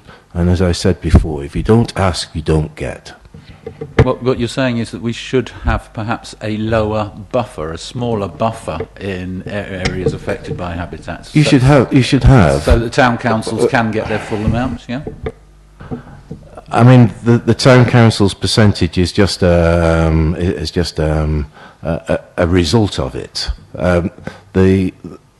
What you should have is a common sill throughout the borough, which is basically what they have agreed to do, and then have reduced it in the Thames Basin Heath area by the amount of that's going to sill that is going to the Sang upgrade. So it isn't a common sill throughout the borough.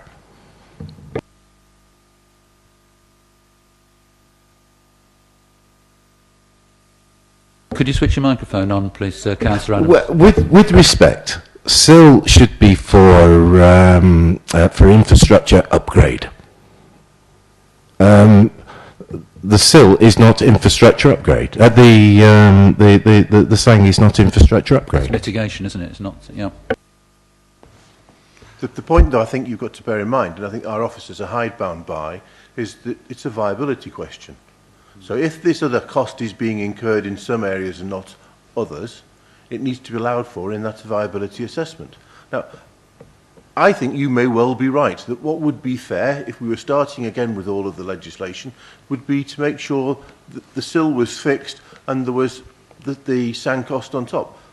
But that isn't how it's required to be done. I don't know what more we can expect our officers to do, for the Waverley sill calculation in the way you're suggesting. I think the problem is we've got a very broad brush here that the government's put in place, which really doesn't paint very well around the SBA issue.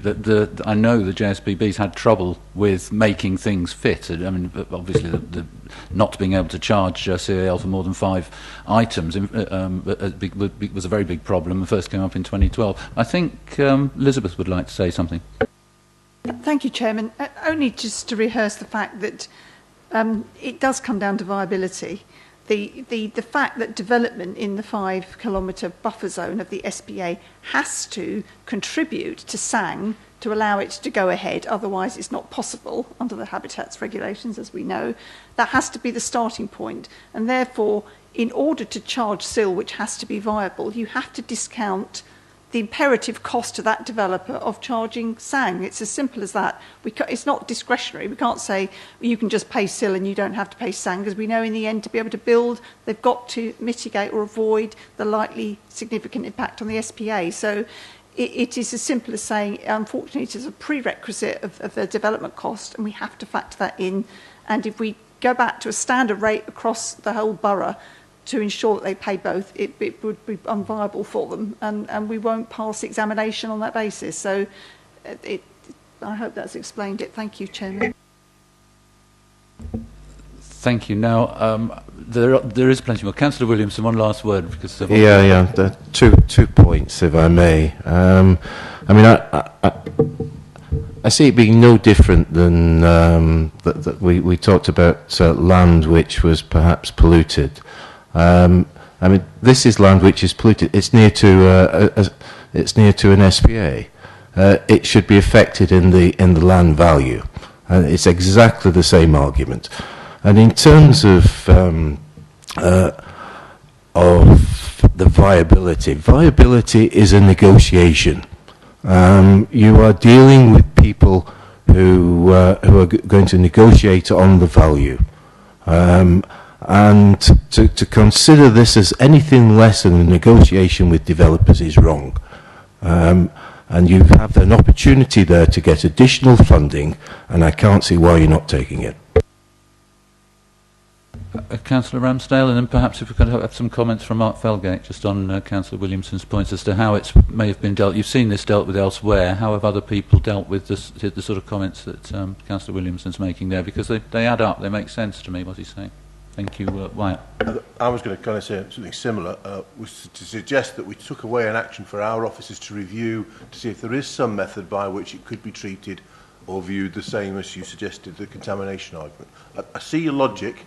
I see your observation about fairness, but the law isn't always as fair, or the way things are directed and directed isn't always as fair as Waverley Council believe it should be done. Okay? Mr. Felgate, thank you. In answer to that question, the difference here is that in terms of the SAM, that is a known cost that is known to apply across all types of development, whereas contamination may or may not affect odd types of development. So you can't really compare the two, because the contaminated land is something that might come up on occasion on odd sites, and the land value can deal with that. In terms of the SAM, that is a known cost, and therefore we have to deal with it in terms of the viability as an extra cost on the line, and reduce the SIL appropriately. If we don't, the examiner will simply just put it back in, and the rate will get put back to where we are at the moment. But surely, Mr. Felgate, I mean, we are able to make site-specific charges through Section 106s in other areas. If, for instance, a site had to have its own composter put in place, I mean, that was expensive, or if it had to have its own waste treatment plant put in place, that sort of thing, then we would be able to make those charges upon it in order to make the development satisfactory in planning terms. We would be able to charge for those large items of infrastructure as one-offs because they're site-specific, and we would be able to take the full SIL rate on top of that, would we not? So I can't see why that's the same thing doesn't apply with the SPA issue. But yes, if you can answer that quickly, and then perhaps we'll try and move on. I was just going to reiterate really that the SAM applies to everything, whereas, as you rightly point out, those are individual elements, and therefore there is a difference in the approach. No, they only apply to specific developments in the heath within certain distance. They don't apply across the board. Otherwise, we'd have a one rate across the borough. I meant within the SANG area. Sorry, that's identified. Right. Any other issues that have got to go into our summary? And if we could have a very quick word from Fiona as to whether she believes she's captured everything. Well, I think Councillor Williamson did acknowledge right at the very beginning that he was pleased to see that the corporate ONS's comments had been taken on board, particularly with regard to the simplification of the rates, if not going quite as far as he would have liked, and the indexation. We'd still like to emphasise that more transparency is needed in the report and the description of the SIL. Emphasise cross-referencing to the source material for the infrastructure funding gap costs and the material that's on the web. the issue around the Sang and Sam and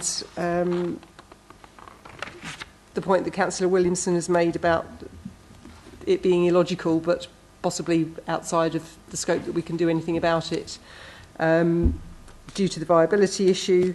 And just to clarify Councillor Hyman's point about the charging of 2 or 3 elements in terms of the new Sang and the well, we appear to be adding a contribution. 3rd charge now, and it's still not absolutely clear to me whether who is paying for that. Only people, I assume, that are within the 5 kilometres. But if that is the case, then we're going to be making a charge in future that we're not currently making. It is mitigation, and so I can't understand how, if what we're doing in future is lawful, how can what we're doing at present be lawful? If we need to make 3 charges, we should be doing it now and should have been doing it for years, and otherwise we can't do it in future. It's just logic. But that's the difficulties of tying this in with the directive, and that's why I think we need to continue to look at this, and specifically the issue that I that I haven't brought up at all this evening as yet, but we do have the same in combination effect on the Wealdon Heaths as we have on the Thames Basin Heaths. It hasn't been addressed by Natural England. They still haven't produced their evidence to us. They've got no plan whatsoever, similar, like they have for the Thames Basin Heaths, to protect the Wealdon Heaths. That in combination effect is not being considered here, and whether or not we should have similar charges, because we are having SANGs being put in place by developers around the Wealdon Heaths, and I think we were actually told we were going to get perhaps a presentation on what was being done in North East Hants in that respect. Again, I don't want to hear that now, but it is something which ought to be considered as this goes forward. I don't want to hold up the process for Councillor Adams, but we want to make sure it's robust. So, if we've got some way of taking this, being able to... Can we get going? We've got another major item. We have. As long as we can take those forward and make sure that, we this conversation carries on to get it robust. And is everybody happy with that? Is everybody happy with the recommendations? Is there anything else you'd like to add in? No? Okay, so we're agreed with the outline that Fiona's just read to us, and that will go forward to the executive, and I hope it's helpful. Thank you very much. Okay, if we're now going to move on to the next item on our agenda, which is Local Plan Part 2, pages 25 to 100. Absolutely. If people want to adjust their underwear and whatever, it's just a 1 minute break. Thank you, Mr. Felgate. We are now going to be able to take our... Well, gentlemen, I'm going to be sexist about this. Men are going to be able to take their tops off, but not ladies. Very warm in here.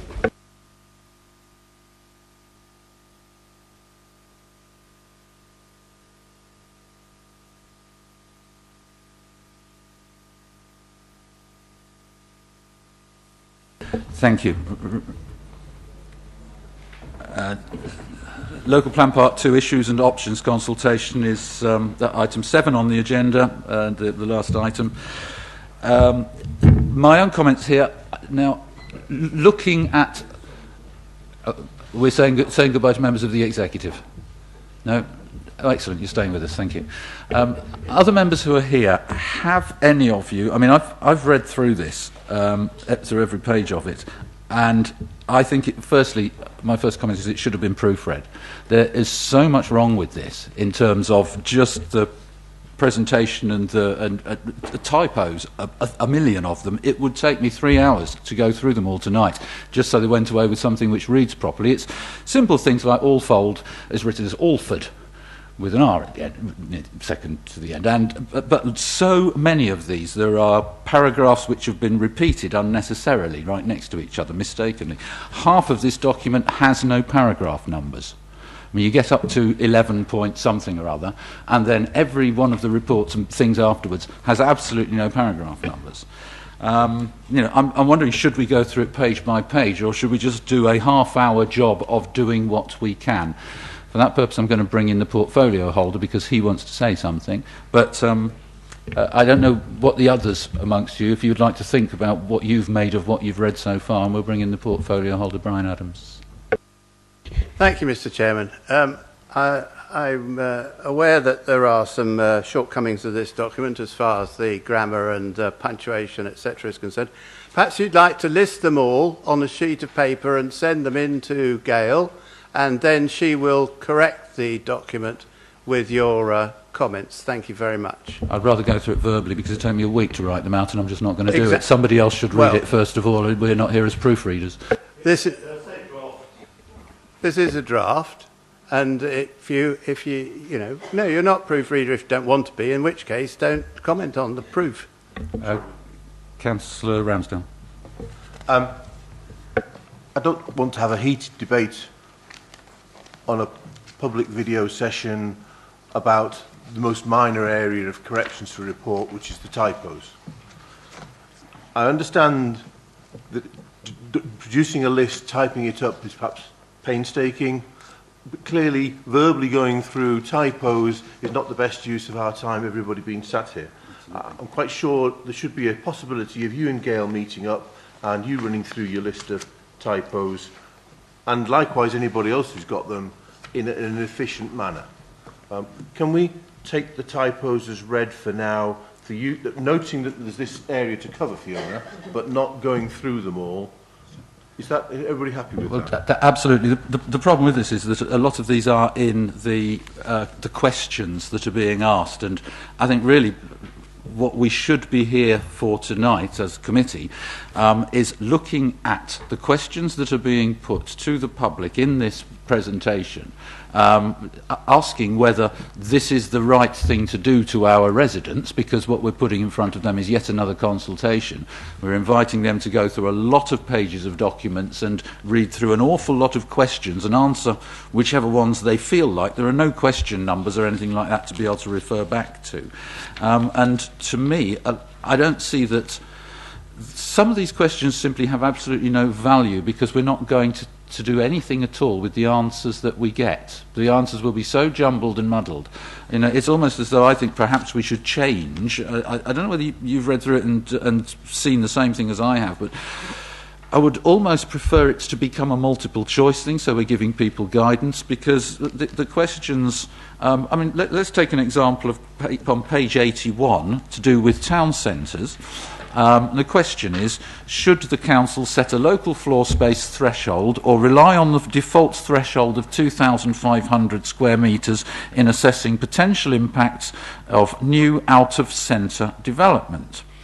Now, I mean, I think what I'd like to have in there is, what do the officers think? What are the officers recommending? Because if we're asking, I mean, obviously there will be some people who are thinking of doing out-of-town developments who will have some sort of knowledge about, and they'll know what they want to say in that respect. But what use is the answer to that question unless it comes from someone who knows what they're doing? What do the officers think we should be doing?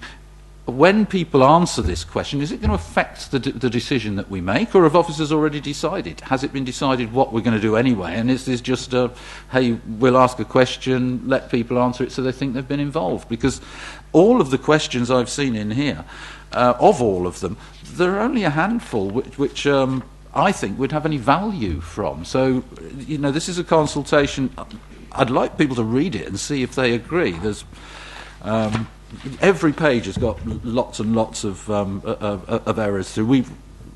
We noticed some of these back at our chairman's briefing where the drawing numbers are referred to incorrectly. Those are minor ones. There are some very major ones in there. But we've got, if you look at, for instance, on page 84, this is to do with Godalming Town Centre, but it's very similar for Farnham and other town centres. It says, do you know of any other towns, at the very bottom of page 84, do you know of any other town centre sites that would meet the scale and type of retail, leisure, commercial, office, tourism, cultural, community and residential developments needed for Godalming Town Centre? This is an open question where the answers we're going to get, I mean, anybody who bothers to answer that, we're not going to be able to collate the answers and have anything meaningful out of it. But, you know, it says, read the one above that, and there are, I think, about 8 questions in this form for different town centres. How should the council meet the identified potential need for comparison goods floor space net in Godalming up to 2028 is an additional 2,000 120. It's not even a sentence. I don't know what we're meant to get from it. That and then the one above that. How should the council meet the identified potential need for convenience floor space in Godalming is an additional 946 square metres? A lot of these also, you see the last one, which is on page 85, at the top of page 85, there's a question there. Do you know of any town centre improvements that would positively contribute to place shaping and advancing the vision for Godalming? That surely is coming through the neighbourhood plan process that Godalming's doing, and I don't know whether we need to ask that question through here. Why we're going to ask people all the same questions but in different processes. So an awful lot of this, I don't think we need to do it all. I think we could chop this right down. I would hope so. What's our time scale on this, officers? Because, you know, can we chop lots of this out and really make it something that gives us meaningful answers? Or do we have to go through the lot? We've got some very worrying issues that I've had people approach me about, and I know Councillor Foroshevsky has too, particularly in respect of the blue sites that appear at the end of this. Thank you, Chairman. Apologies, members. There are some typos in this document, and we note the comments that have been raised, and we will proofread this a little more thoroughly before it goes into the executive. Part of the opportunity here is to flush out concerns, and obviously there are typographical errors. We can pick those up, so we take the point. Thank you very much. I just wondered, Chairman, you've had a lot of questions and we've been trying to scribble those points down, but would it be helpful to the committee if we just briefly went through the few slides that we've prepared to just frame this consultation and explain where we're coming from? Thank you very much. Yes, please do. Yes, we've got to cover as much as we can, and we'll set ourselves a limit of 3/4 of an hour on this and try and knock this on the head by 9:30. We've got some important matters, I think, that people have concerns of. So how long will that presentation be? 12 slides. Oh, perfect. Thank you very much. You did say you'd make it brief. Thank you, Gail. Yes, please go ahead. Thank you. I'm Gail Wootton, and I'm leading on Local Plan Part 2. I've just pulled together a few slides to help put the context of the consultation together. So this slide just shows what Local Plan Part 2 does. It does everything that Local Plan Part 1 didn't do, broadly. There will be some specific housing and employment allocations. There will be sites for gypsies, travellers and travelling show people. Settlement boundaries will be reviewed, and the areas that were mentioned to be reviewed from the Greenbelt in Part 1, the detail of that will come through Part 2. Boundaries for local landscape and townscape designations will be reviewed just to make sure that they are current, they're up to date with current national policy. The town centre boundaries we've talked a little bit about already, and then the detailed development management policies. There's quite a lot of detail within Local Plan Part 2. The provisional timescale is, this is what our local development scheme says. The issues and options consultation, the content that you've got there is the first of 3 public consultations. We've committed to getting the issues and options consultation out between November 2016 and July. We'll then move into a consultation on preferred options and a consultation again towards the end of the year, with pre-submission consultation next spring, looking to submit the plan next July. So we are on an accelerated but achievable timescale. The committee recommendation in the paper is that you consider the content of the consultation document and that you pass any appropriate comments and recommendations to the committee, with the idea that we begin consultation on this on the 12th of June, the idea being that we hit the public before the school summer holidays begins. I just wanted to spend a couple of minutes on areas that might garner more public interest than others. Housing is obviously going to be one of those areas, and Local Plan Part 2 deals with non-strategic site allocations. So this is what Local Plan Part 1 said for housing within the borough, and what Local Plan Part 2 has done is then picked that up and moved forward with where sites for housing might be allocated. However, we've spoken to every neighbourhood plan group in the borough And where they're proposing to do site allocations, Local Plan Part 2 will not be doing site allocations. So the remaining, so Godalming, Hazelmere and Dunsfold, that's why there's only those that are listed and mapped in the report you have in front of you. So what we've done for those 3 parishes is mapped where we've had sites that have been suggested or put forward to us as a council. Now, these come from a variety of different locations, different sources. We've written that into the document, and we've presented maps. So there are blue sites for new sites that have been put forward to us recently, but the thing that we want to stress is that there's been no assessment of those sites at all. There are green sites that are the sites that have been assessed as suitable in principle in our existing published land availability assessment document that is on our website. Similarly, the red sites are those sites that have been assessed as being unsuitable in principle, and again, that information is already out in the public domain. And grey sites we've added where there are sites with recent planning permission that might influence future decisions. But the point to stress is that from the maps that you've got, there's been quite a bit of work since the document has come out to yourselves. So we have picked up some of the things that may have been mentioned before, but one of the things that we're committed to do is improving the maps for the consultation period. So they already look a lot better, believe you me, and apologies that we didn't get that to you at this point. So just for example, this is Dunsfold. So you can see there are no blue sites, there are no new sites. We've got some red sites, we've got a grey site which is existing planning permission, and we've got a green site. So the question is, what are your views on the sites suggested to us for housing in Dunsfold? And it is a very open and transparent question. We would like the public to give us their views on all of those sites. The text hopefully explains the assessment process that we will go through and the criteria by which we use to assess those sites. The other area that we might get quite a few comments on is the Gypsy and Traveller sites. We've had 2 sites promoted to us. One is new, so the site on the left of the screen in Runfold and Farnham is new to us. The other one, which is off Horsham Road in Norfold, has got planning history, which the text explains. And again, we're asking an open consultation. We need to find sites for Gypsy and Traveller accommodation, and we feel as though it's a good opportunity to use this consultation process, the first of 3, but at quite an early stage, to garner the views of the public. Just quickly then, a couple more slides, just the other elements then of Local Plan Part 2, as I've said at the beginning, are largely kind of around boundary reviews. The existing adopted plan was from 2002, so we need to just make sure that they're fit for purpose and compliant with current national policy. We have already made improvements since the document that's come out. We have improved the maps, especially for the town centre areas. We're adding more information on why the red sites have been assessed as being unsuitable. So, for example, if they're in the greenbelt. We're replacing the terminology of promoted sites to suggested sites, just to make sure that people are aware that they're not sites that we are promoting, they're sites that have been promoted to us.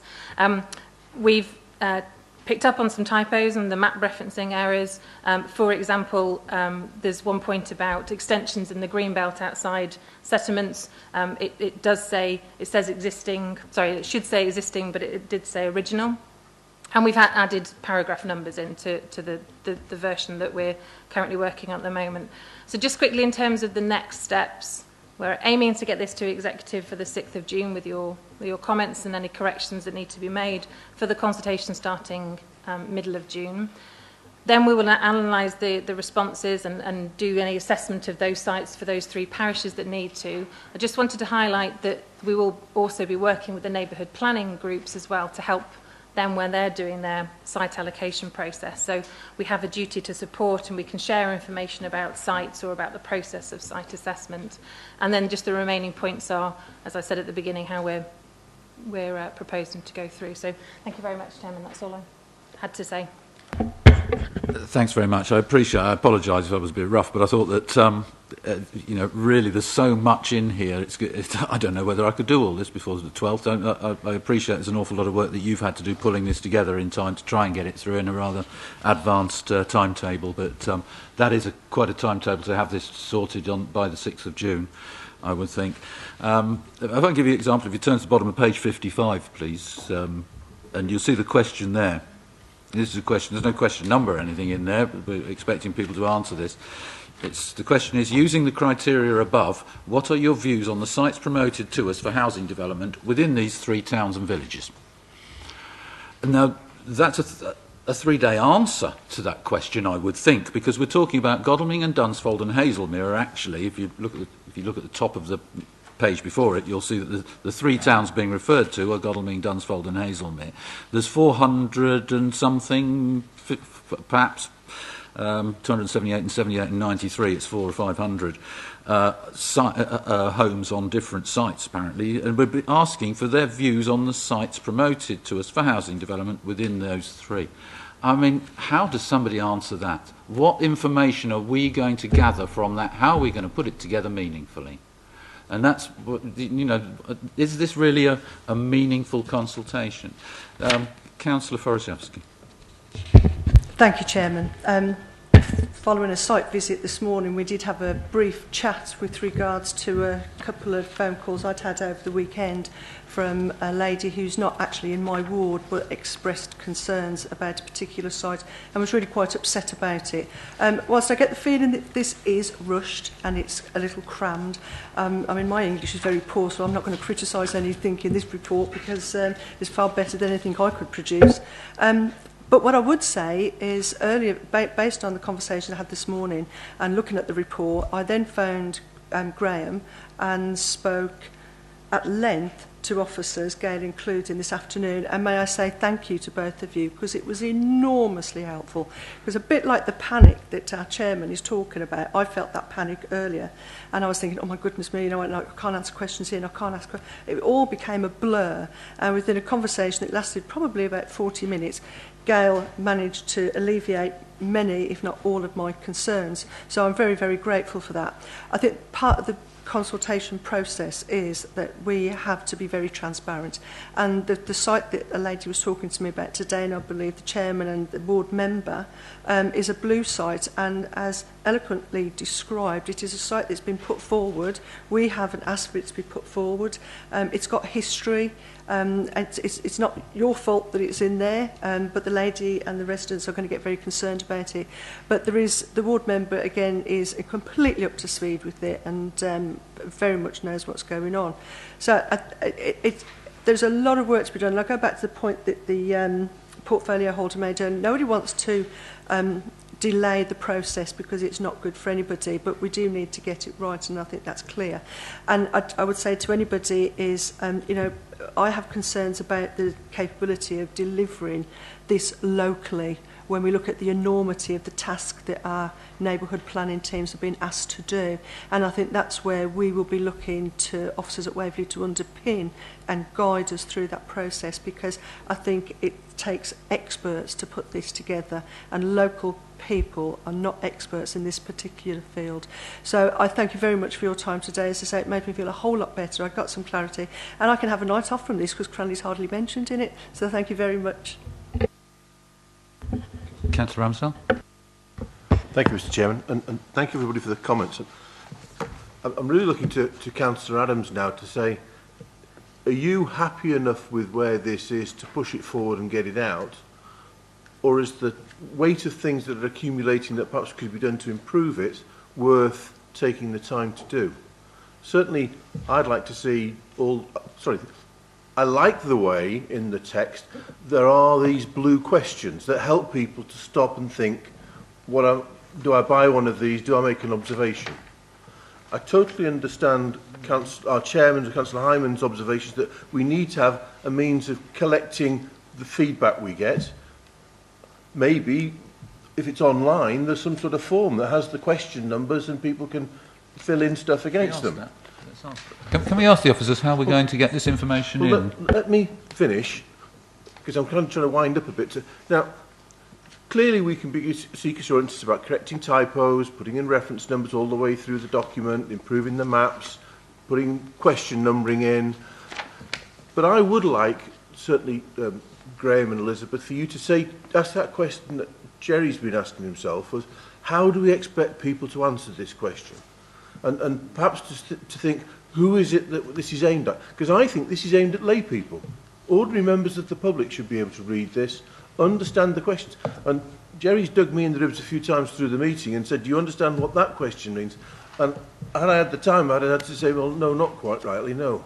So if I've done a little bit of property development, and if I don't understand some of these questions, I really feel for the community. So I think we need to take these on board and improve them. Now, have we got enough time? Do you want to take the time? That's where I'm kind of stuck now. Okay, let's start with members first, and we'll go with David Round. Sorry, Mr. Hunter, Councillor Hunter. I do apologise. I think in Godalming we can rely on local knowledge and the wealth of knowledge that there is about in the town, where and what is appropriate for the town, and these questions will be answered. Who did we have? Councillor Anna James. Thank you, Chairman. I think in answer to your question on the question on page 55 is no different to the question on page 57.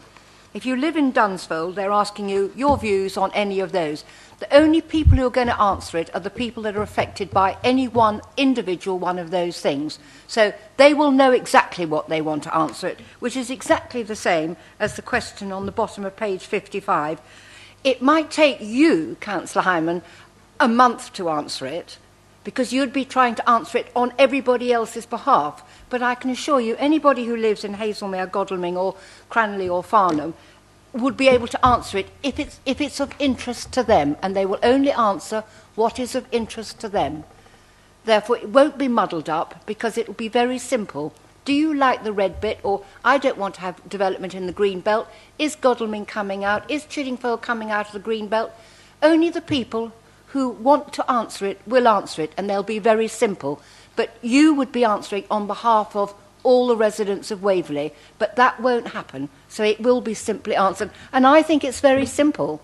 There are a lot of questions, but only the people who want to answer it will answer it. Thank you very much, Councillor James. The point actually I'm making there is actually collating the answers and having the meaningful answers that can be reported that everybody, because open questions like that are very difficult for us to collate and to get anything meaningful out of. That's the point I'm making. But I do take the point you're making. We've got Councillor Morris Byam. Thanks, Chairman. Well, I've read through this, like I'm sure all of us have, in a degree of detail, and I think only some questions pertain to some people. It's exactly what Anna was saying in a slightly different way. I looked through all about the town centres, etc. Bramley people are not going to be particularly interested, perhaps, in the town centre development. They're more likely to go to Guildford than anywhere else, and they're interested in what happens in Guildford. We are an island, but we have lots and lots of associated other people. I would see, as Gail has put on the screen there, work with neighbourhood planning groups. I would see them taking a great deal of interest in what's going on there, but only answering the areas that pertain to us in Bramley. They don't want to spend their time doing anything else, unless there's something disastrous that's going to happen in Cranley, if it hasn't already happened, that's going to affect us in Bramley. So there's one thing. We've, as part of the neighbourhood planning group, we've already done our housing needs survey, and we've got a draft of that. I actually haven't had the time yet to read that draft, but I will be doing so. Now, the answers that you'll get out of that will be vague and peculiar, as exactly we get with every planning application that we put in. We get a whole list of reasons why people don't want something, and it's not totally irrelevant, or a lot of it is totally irrelevant. Nevertheless, you have to be seen to be listening. You get the questions, you get the answers to the questions that they have found or dreamt up, and in the end they've got, we have to dissect that and decide whether it's relevant or not, and we will be doing that, I'm sure. So overall, I think, I mean, obviously Cranley or the towns are going to be spending more time because there's more questions that pertain to them. But other than that, it's fine. Now, the other question that I had, and it's when we talk about primary and secondary shopping areas, in my role when I worked in Guildford as town centre manager, we had primary and secondary shopping areas there where we had clear restrictions on what could happen in the primary areas in comparison to the secondary areas in terms of the numbers of non-A1 uses, etc.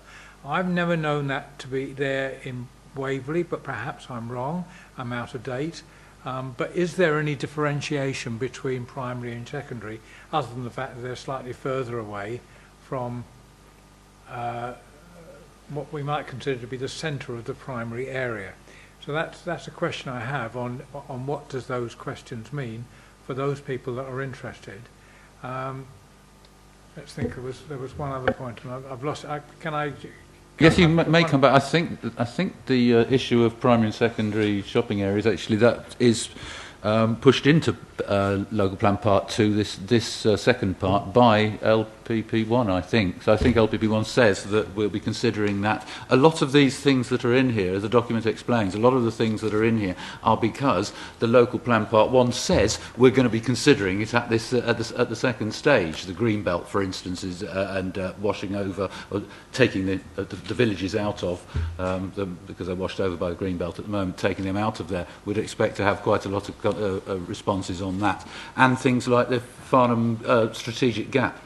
That's the sort of thing where I'd like to see relatively specific questions in there, and I think most people would, because you'd need to know what the options are. There's no point in just everybody saying, oh, I don't think you should take our gap, because obviously that's what everybody's going to say if they're given a very bland question. But if they're given options as to, well, look, you know, we could have these particular sites in it or out of it, it's being taken at the moment from a large area down to what looks like an extremely thin strip, which actually won't be a strategic gap anymore. But nothing in there gives us any idea of how wide that strategic gap might be. So, you know, residents are going to say, leave it as it is. The council will say, we're not doing that. So that was meaningless consultation, wasn't it? But if we were to say, ask what the choices were by specific sites, that would be more helpful, and I think we'd get meaningful consultation. That's the point I'm making. Have you remembered what it was you were going to say, Maurice? Well, no, but something you said brings a point to mind. You're speaking as a representative of the community.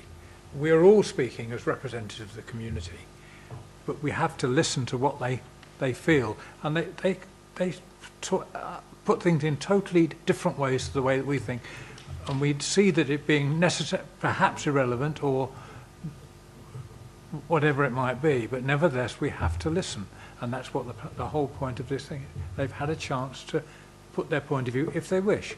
And I suspect not too many people will put very much to it, but that would be a shame. But nevertheless, that's how we seem to run.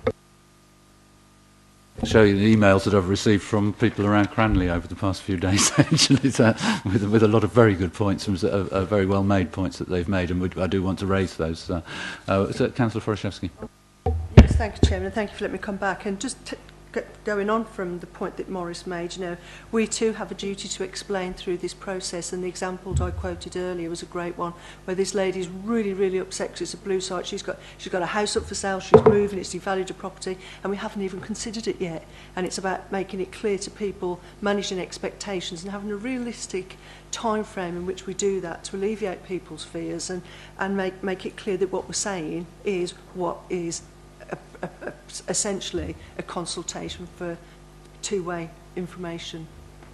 Councillor Gray, you've attended. I think you want to speak on this item. Would you like to come in now? Thank you, Mr. Chairman. Yes, I mean, it's been interesting listening to the comments. I also had problems referencing certain pages and paragraphs, so you'll have to forgive me. I'll refer to them as pages and paragraph 3 or whatever. But if we could look at page 54 first, we go into this situation where I think the slide explained things quite well, but the paragraph just comes out and says, well, we're doing this for everybody other than Godalming, Dunsfold and Hazelmere. It doesn't really explain why. I must say it came as a surprise to me about Dunsfold, but I'm sure I'll get explanation of that outside of this meeting. When you come down then to the question, the first question that's there, it says, are there any other ways the council can ensure neighbourhood plans successfully contribute to the housing requirements of the boroughs? And I actually found it quite difficult understanding that. When I say understanding it, because I was trying to look what the reference to Godalming, Dunsfold and Hazelmere, well, after a little while, it sort of becomes obvious it only refers to those that are actually doing the neighbourhood plan. Again, it's how that flows and where the questions come up. If we can move on then to, I think it's page 55, and look at the question here. And this is really a reverse, because we're going into an explanation of how the whole system is working, and then we come down to ask a question. Using the criteria above, what are your views on the sites promoted to us for the housing development within these 3 towns and villages? So we've given this explanation, but what people are being asked for is only what the criteria is for those 3. And it seems that that's really a bit at odds with this question that appears on the Dunsfold list, where we say, what are your views on the sites promoted? It would make lots more logical sense if there were 2 questions, right, associated with that. One, what do you think about the criteria which has created the reds and the greens? And secondly, what do you think about the sites promoted? A point of clarification, I understand as I read this, and I must say I've taken a different interpretation on the first time as the second, that this is a general consultation to everybody in Waverley on what do they feel about the 9 sites that are applied to to Dunsfold. Unlike Anna, I think that I think there will be people who will comment on these, because there are people who will comment on anything they can comment on. And I wanted to know how people are going to weight those comments. Are we going to actually weight the comments from people from Dunsfold who actually, as Anna said, would have a knowledge and would understand what the question was about? Or are we going to weight it from, I don't know, the objectionable civic society of Tilford, or whatever group basically is wanting to give us issues?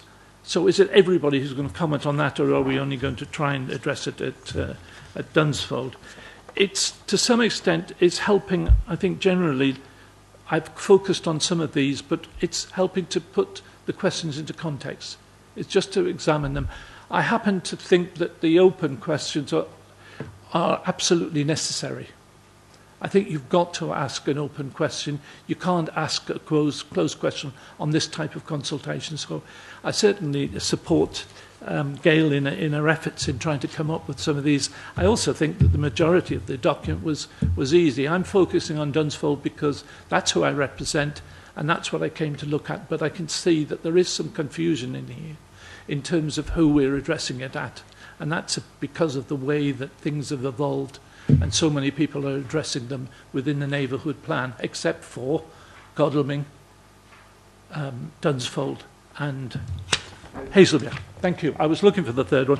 It actually is described at the top of page 54 as the following list of parishes. I'm sure that Godalming and Hazelmere would object to the name of parish, but you do, on the second one, you do get it right and say towns and parishes. So that was my basic concern and question, Mr. Chairman. One, are these questions for everybody to comment on, to do with the Dunsfold, etc.? And how are we going to assess local comments versus non-local comments? Thank you. Elizabeth, you're bursting to answer a question. Thank you. Chairman, just a couple of points, really. Appreciate all the comments that have been made. Just to say, if members have any particular concern about the way that we've propose to express these questions. Be really interested to hear back, even after the meeting, if you want to email us some suggestions about rewording, if you think they could make more sense. We are, in taking your comments forward and also reporting further into the executive, we will be talking to our comms team, communications team, with a view to asking their view on how they think that they'll stack up in terms of a sense check. So we'll have that expert input into the final phraseology of the questions. Clearly, as a consultation exercise, we're inviting anyone to read this document and anyone to comment. But I think there's some valid points made by members that I think some questions will be much more interest to locals around those questions than others. But we will be obviously accepting comments from anybody who makes them on any of the questions. And the process going forward is then, once the executive agree the final document for consultation, will go out to consultation, and then in the normal way we'll take all those responses and summarise them and make sense of them and present them back through the committee process for you to understand what's been received and how they inform our view as to what should make up the preferred options at the later part of the process. So in that sense, I think Councillor Barnes said, it's not dissimilar to receiving comments on a planning application. We receive them, we frame them and assess them and make sense of them for you and present them in such a way as you'll be able to understand the volume of responses coming on each question. I don't know whether Gail wants to add to any of that, or Graham. No, thank you, Chairman. Thank you very much. Yes, can I take you to? This is something which is I've had a number of a couple of phone calls actually. I haven't got any emails on it, but on the Greenbelt, concerns on the Greenbelt and the washing over of the taking a number of villages out of the Greenbelt. Where at the moment they're washed over and so in theory get more protection. It's paragraph 11.6 on page 36. And that explains, I'll read it because it's brief, there are also 3 areas where the settlements are proposed to be inset from the Greenbelt: Chiddingfold, Elstead and Milford Whitley, and where the new Greenbelt boundary around these villages will be determined in LPP2. This is where my concern, as it goes over the page, it says, onto page 37, it says, the Council will work with those 3 areas in conjunction with the development of their neighbourhood plans to determine revised settlement boundaries that will serve as the Greenbelt boundary before the preferred options consultation in late 2017. This is the correct approach to allow the neighbourhood plan groups time to develop their work. Now, I would have thought that, the way that I and others have read that looks like we're predetermining it, because what we're doing, we're going to determine revised settlement boundaries before we make the final determination, and that might be predetermination, and there's a concern that it's difficult to say that is the correct approach to follow. Have we misunderstood that one? Or is that perhaps just the wording, where perhaps the word determine shouldn't be in there? There are a number of things like that worry me.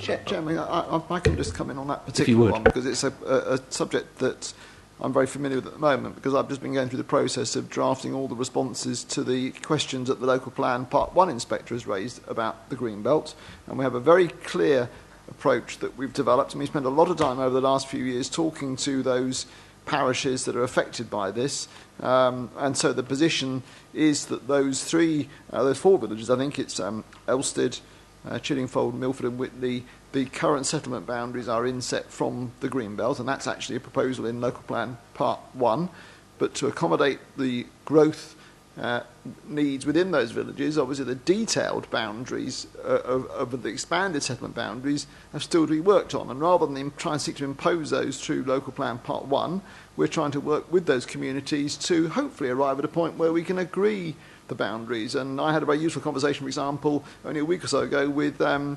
Elstead Parish Council representative about exactly that and how we want to try and work together. So we'll look at the wording again, more than happy to do that, but it's certainly not the intention to suggest we're trying to predetermine this. We want to try and, as far as possible, align the work we need to do for local plan Part 2, because we have to the greenbelt boundary has to be determined in a local plan. A neighbourhood plan can't currently determine a greenbelt boundary.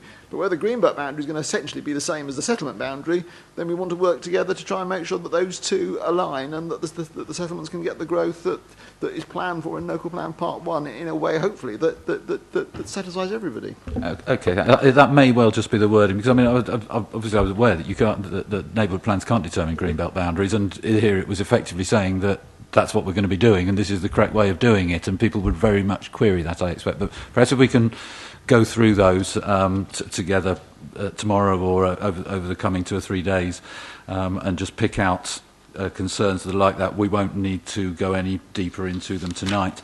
I do want to come back to the...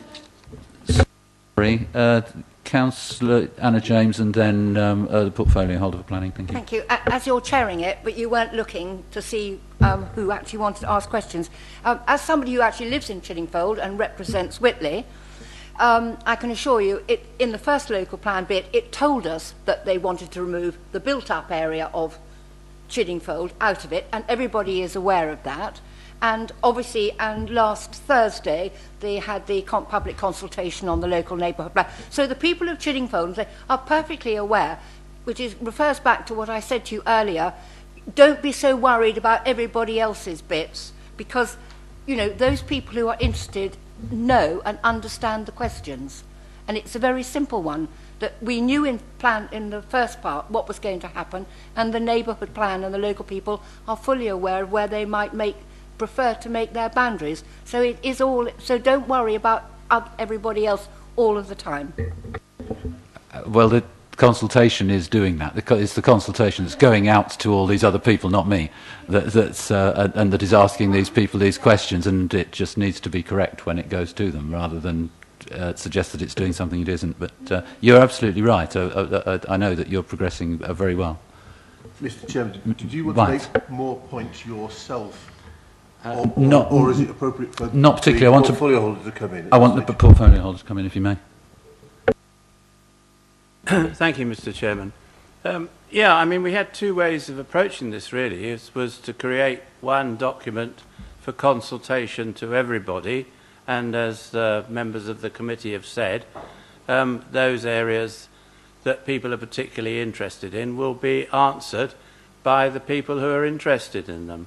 Or we could divide it up into lots of little bits and do consultations for all the different various areas within Waverley for individual people to respond to.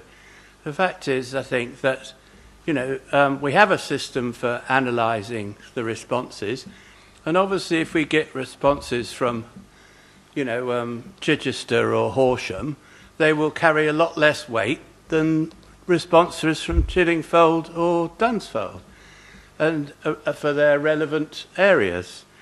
Also, I mean, the Councillor James has really answered the questions pretty well.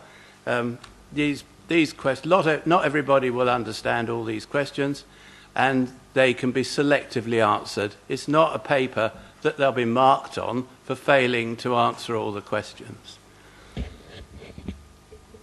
Can we please find out what format this is going to be in? I mean, we know at the moment that there aren't any question numbers, and I mean, is this going out in paper version to people, or is it only done online? And how will people fill those in? Because we've got a lot of text and then a question. Sometimes we've got a whole load of questions all bunched together. Obviously it's worked by sections and by topics, so themes, so it isn't a problem, hopefully, for people to be able to negotiate through it. Is this a very easy to use online system, or are we envisaging people doing it on paper, or what? The short answer is both, Chairman. So it will be on our consultation portal, Inovum. The plan is to have the chunk of text and then the relevant question alongside it. There will also be the list of numbered questions that will be available as a separate downloadable document, as will there be a downloadable form for people to fill in and complete if they want to do it that way, rather than using the online portal. And as we do with all other consultations, if people want to email in or write in, in a letter format or email format, we would accept their views as well that way. We'll try and, I guess, break up the text and make sure that the question aligns. I think that the questions, there are a number of questions for the retail retail section, so we can have a look at those and see how best they are presented. But yes, the idea is that there will be the relevant text with a relevant question, so that should make it easier for people to dip in and out of sections that they're most interested in. Thank you. Okay, thank you very much. I've got, if I can refer to page 54, we've been to this page before, I think. Page 54, identifying potential sites. There's been concern from residents, particularly in respect of these, the blue site in Cranley, Alfold. It's GCC1B, land off Horsham Road, Alfold. If we look at the bottom of page 54, it says that the council opened up, this is the sort of third-ish paragraph from the bottom of the page, the council opened up a specific call for sites for consideration as part of LPP2, inviting landowners, agents and potential developers to put forward potential sites for consideration, and that ended on Friday the 21st of April. And also, information held on the council's system of planning applications is another source of information. Can we ask, did this site, was it put forward by the owners, or did that come from our system from past planning applications? Do we know where that came forward? Is it a proposed site, or is it one that we've put into there as a possibility? Thank you. It was one that we received through the call for sites in April. Okay, thank you very much. A question from a member of the public was saying that the surprise that what's a very preliminary and incomplete draft of LPP2 has come forward at this time, just over 4 weeks before LPP1 is due for examination in public. This member of the public had been led to believe that LPP2 would contain detail fleshing out LPP1 policies once they've been scrutinised and formally adopted. So their question is, how can consideration of LPP2 now be anything other than premature? I still, despite what we've heard this evening and the assurances that I've sort of heard from Councillor Forashevsky, I think that might still be a concern actually for some people. Were we not going to be, weren't we expecting to have this come after we'd had some sort of examination of LPP1 so that we knew we were heading in the right direction? Where do we lie with that? Thank you, Chairman. Just to remind members that the timetable for the local plan, that includes Part 1 and Part 2, is that as agreed by the Council in terms of the document known as the Local Development Scheme. And that was last updated and put before the Council on the 19th of July last year. And I think it's probably been updated since the submission of the plan, looking at Graham here. But it is a recognised, agreed statement by the Council as to its expectations of delivering the local plan, both Part 1 and Part 2. Now, inherent in that has been an expectation to accelerate Part 2 to ensure that the delay reaching final adoption of what is appropriately the end of the local plan process is as little as possible. And we're aiming for adoption of Part 2 by April 2019. And that's been a deliberate attempt because clearly, for all sorts of reasons, the local plan has taken some time to come forward and get to this stage with Part 1. There clearly are some challenges because the two need to knit together, and ideally Part 2 needs to sit underneath the approved strategy. But so far so good that the two are coming together in parallel and we're on track in accordance with the aspiration of the Council. So we haven't brought this forward prematurely in that sense. We're doing exactly what's required of us under the Local Development Scheme, and so far there is no tension in process. Clearly, what may come out of the local plan examination, and we're hoping for a very good outcome, but we don't know for certain what will come out of that. It may mean that there is an effect on the immediate progress of Part 2, but we'll have to wait and see. But there's absolutely no reason why we cannot go out for consultation on Part 2 at this stage, because as you'll see, it is very much a very open-ended start of the journey, saying to the public what issues and options do you want to be addressed in this second part of the plan. Thank you very much, Chairman. Okay, thanks. I think just to finish off, particularly in respect of the site in Orfold, the Cranley site. I think what we're telling the public is you don't worry too much, because this is it hasn't been through assessments, it hasn't been through the full screening process that the council would go through. I think the public would then ask, well, why not? I mean, really, I think there'd probably be quite a few people out there who would say, well, if that's, you know, we're only just starting on this, put your comments in during the consultation process. I think that's what we're saying to them, rather than worry about it now. But, you know, my own view, and I think of a few other people as well, is that we as a council and as councillors shouldn't be troubling our residents and, you know, risking making them ill, getting them very worried about something which is, you know, might be next door to them or whatever, if there really is nothing for them to worry about. So I think what they'd ask is, you know, can we do the screening of this before it goes out to consultation? Why are these blue sites? Why are we having these put in? We're being told, oh, don't worry about it, we haven't screened it. Can we screen those out before it goes forward? I mean, is that so unreasonable for the public to expect it, or what? I mean, am I out of line in asking? I don't know, what do other members think? Thank you, Councillor Lay. Yes, we're doing it finished in 5 minutes anyway. Thank you. Chairman, if I can come in slightly.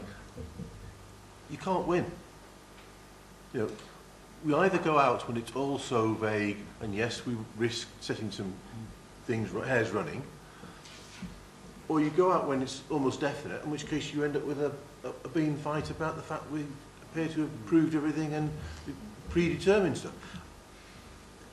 Whichever way you go, we're going to trip up on some of the issues. But some of this, I think, the point they're making... This, you know, and we've got... And the other point about the sequence, you know, there's nothing wrong in getting the first drafts of Part 2 rolling and getting the thing rolling to start getting questions and issues coming in before Part 1's finished. You know, we've got a fairly clear idea where Part 1's going to end up to start asking Part 2 questions. Clearly, Part 2 can't be finalised before Part 1's finished. That's the logical step. That's the stage you get illogical. We are where we are. Let's concentrate on the day job, which is getting this document, comments to Brian, ready for executive, ready to get out there. Certainly, I'm of the view that we shouldn't be doing anything that means there isn't a document being consulted on this side of the school holidays, as per that timetable that we saw in that one, perhaps. Absolutely, but the point, I mean, I think it's a very simple one, it's a very reasonable one, is that everything else that's in here has gone through the traffic light system. Virtually everything we have on all the lists of the developments in the towns that are listed in here have their red or green against them. We've got these blue sites which haven't been through the screening, and there's some very worried people who would like it have been screened out first. Well, I think we're telling them, well, we're not willing to screen it out at this stage. You may have something to worry about. And that's what does just concern me slightly. In one way, we're saying to them, don't worry, it's just blue. But actually, we're saying, yeah, there may be things to worry about. Councillor Forashevsky, did you want to come in? Yeah, thank you, Chairman. I will be brief. In an ideal world, that would be perfect. But I think, as Councillor Ramsdale has just said, you know, we are where we are and we have to deal with what's before us. And in this question at the site in particular, it's classified as blue. It was in the call for sites. It came in at the last minute. So you don't have time to actually assess it in the way that you do because of that cut-off date, which I believe was only a few weeks ago, end of April, beginning of May, something like that. So we can't actually do anything physically about it. But at the same token, we can't not include it because we haven't screened it out. But do you know, I think there's been a lot of interesting comments made tonight, and I take on board exactly what Elizabeth has just said, and I think it makes perfect sense. And you know, all this lacks is some basic, simple explanation, because as Councillor Ramsdale said, a lot of people who will be looking at this will be lay people interested in their local communities, what's going on, wants to respond, might get overwhelmed with jargon and think, well, how do I address that and what do I say? But there is an opportunity for people to put their comments in, good, bad or indifferent, and I think that the time to do that is at the consultation period. Another point that, you know, for all the people who be very interested in looking at this, there'll be a lot of people in Cranley looking at it going, oh, that's it, Cranley's got its housing numbers, don't want to know about it anymore, they've been dumped on it. And it's not about that either. It's just that Cranley Parish Council have decided to do their own neighbourhood plan and call their own sites. So a little bit of explanation as to what some of these sites, what some of these codes mean in more upfront, instead of having to go through the paperwork, and a little bit more about the consultation process and giving an explanation, I think would go a long way to alleviate people's fears. Thank you, Chairman. Very, very wise words, and thank you very much indeed, because I think that's an excellent summary, actually, of where we stand. I would like to ask Maurice if he can wrap up, and then Brian, Councillor Adams, if he'd like to finish off for us. Thank you. Well, like Councillor Floresky, I'm going to be brief, but I'm going to hopefully going to be more brief than you are. But no, I mean the point. You're on page 54, and you were talking about the date at which the last of the propositions for sites could be put in. What happens when one comes in tomorrow?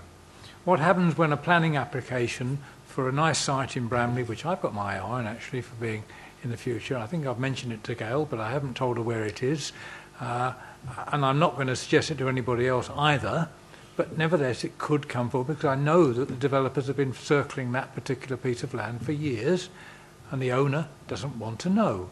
She might suddenly change her mind, or she might die, and her successors will be very interested in knowing what to do with that piece of land. And there are lots of other things. This doesn't stop all the other planning applications that we're likely to get for sites which are totally unrelated to anything in this document coming forward and having to be considered. It doesn't stop the applications that have been turned down twice and gone to appeal twice and failed, coming back again and upsetting or whatever the people that are there. And they have difficulty in understanding why that can happen. I can understand why they find it difficult, but nevertheless that's part of the process. So nothing is closed off at all, except we've put some dates on so that we can work to a programme which we're trying desperately to do. And bearing in mind that we're now 21:30, it is time to go home perhaps, but nevertheless, hopefully with this report, this consultation will be able to go out in the timescale we want to do, in correcting whatever is there that we need to do. Thank you very much. The voice of experience. Thank you, Maurice. And Councillor Adams, if you'd like to say a few words, bearing in mind that we like to time travel now. I don't think I usually take up a lot of time, Councillor. The point I would like to make is that thank you for a lot of these comments that have been quite useful now today, and I think we'll take those on board. I think probably in the covering letter that goes out with this, we will say, in fact, if you need more detail about specific sites and what's happening locally, then talk to your town or parish council, because we have been talking to them for years and they know perfectly well what is going on in this programme. So that won't be there's nothing in here which will be a surprise to your local parish or town council. Thank you very much indeed. I'd particularly like to thank our officers, actually, because I've given about the toughest scrutiny that they've had in a long, long time, and they've withstood it excellently, and I think we've had answers which make sense. I don't know whether anybody sat at home looking on the webcast and thinking now that they're not quite as worried as they were before, but I think they've done very well, and thank you very much indeed. If I can ask Fiona, unless there's any other comments, stick your hand up quick if you want to make a last comment, because I'm going to ask Fiona to wrap it up for us if she will.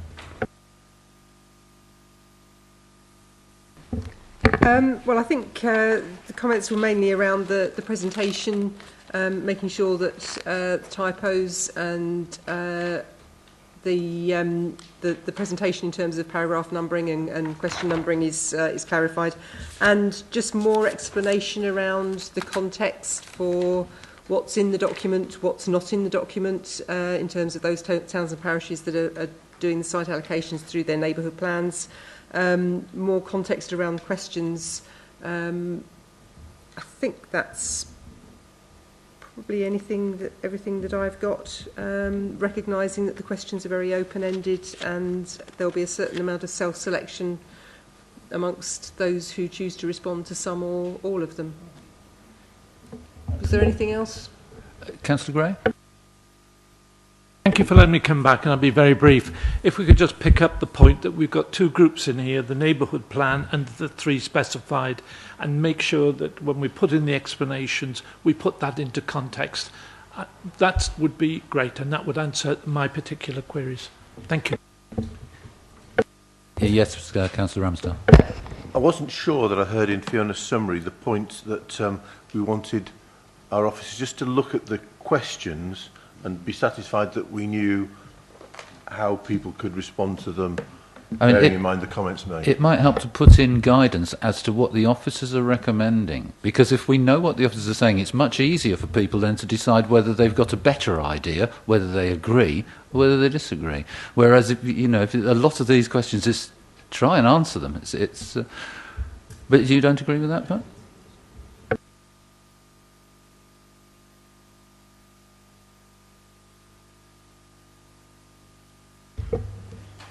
I can see why a number of our members see a need for them to be open in the anticipation that people will automatically narrow them because they'll narrow them for their geography and the understanding they've already got of the situation.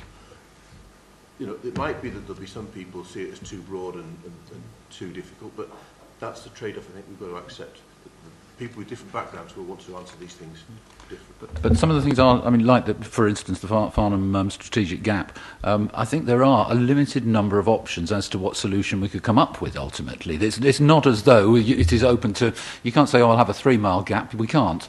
And people would say, well, we want to have a gap. So can we have options that are meaningful? That's why we asked our officers to go back and just look at each of the questions and see if they're suited.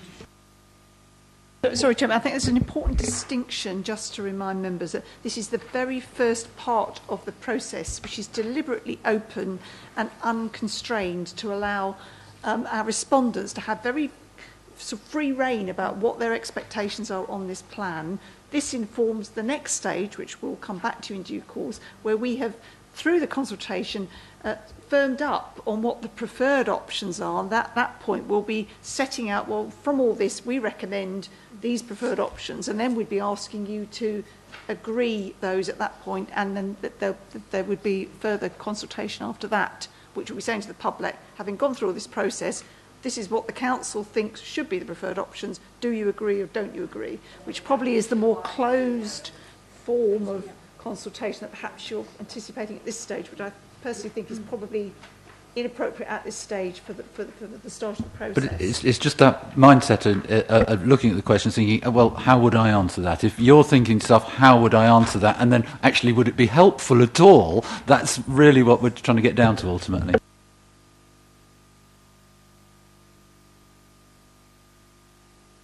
Is everybody satisfied with, yes. with what we've had? Okay, have we got anything else on the agenda? Can we knock that on the head right now and say thank you very much indeed, people, for what I hope has been about as strong a scrutiny as we could give it. I hope nobody's going to accuse us of not having looked at this. We've done our best.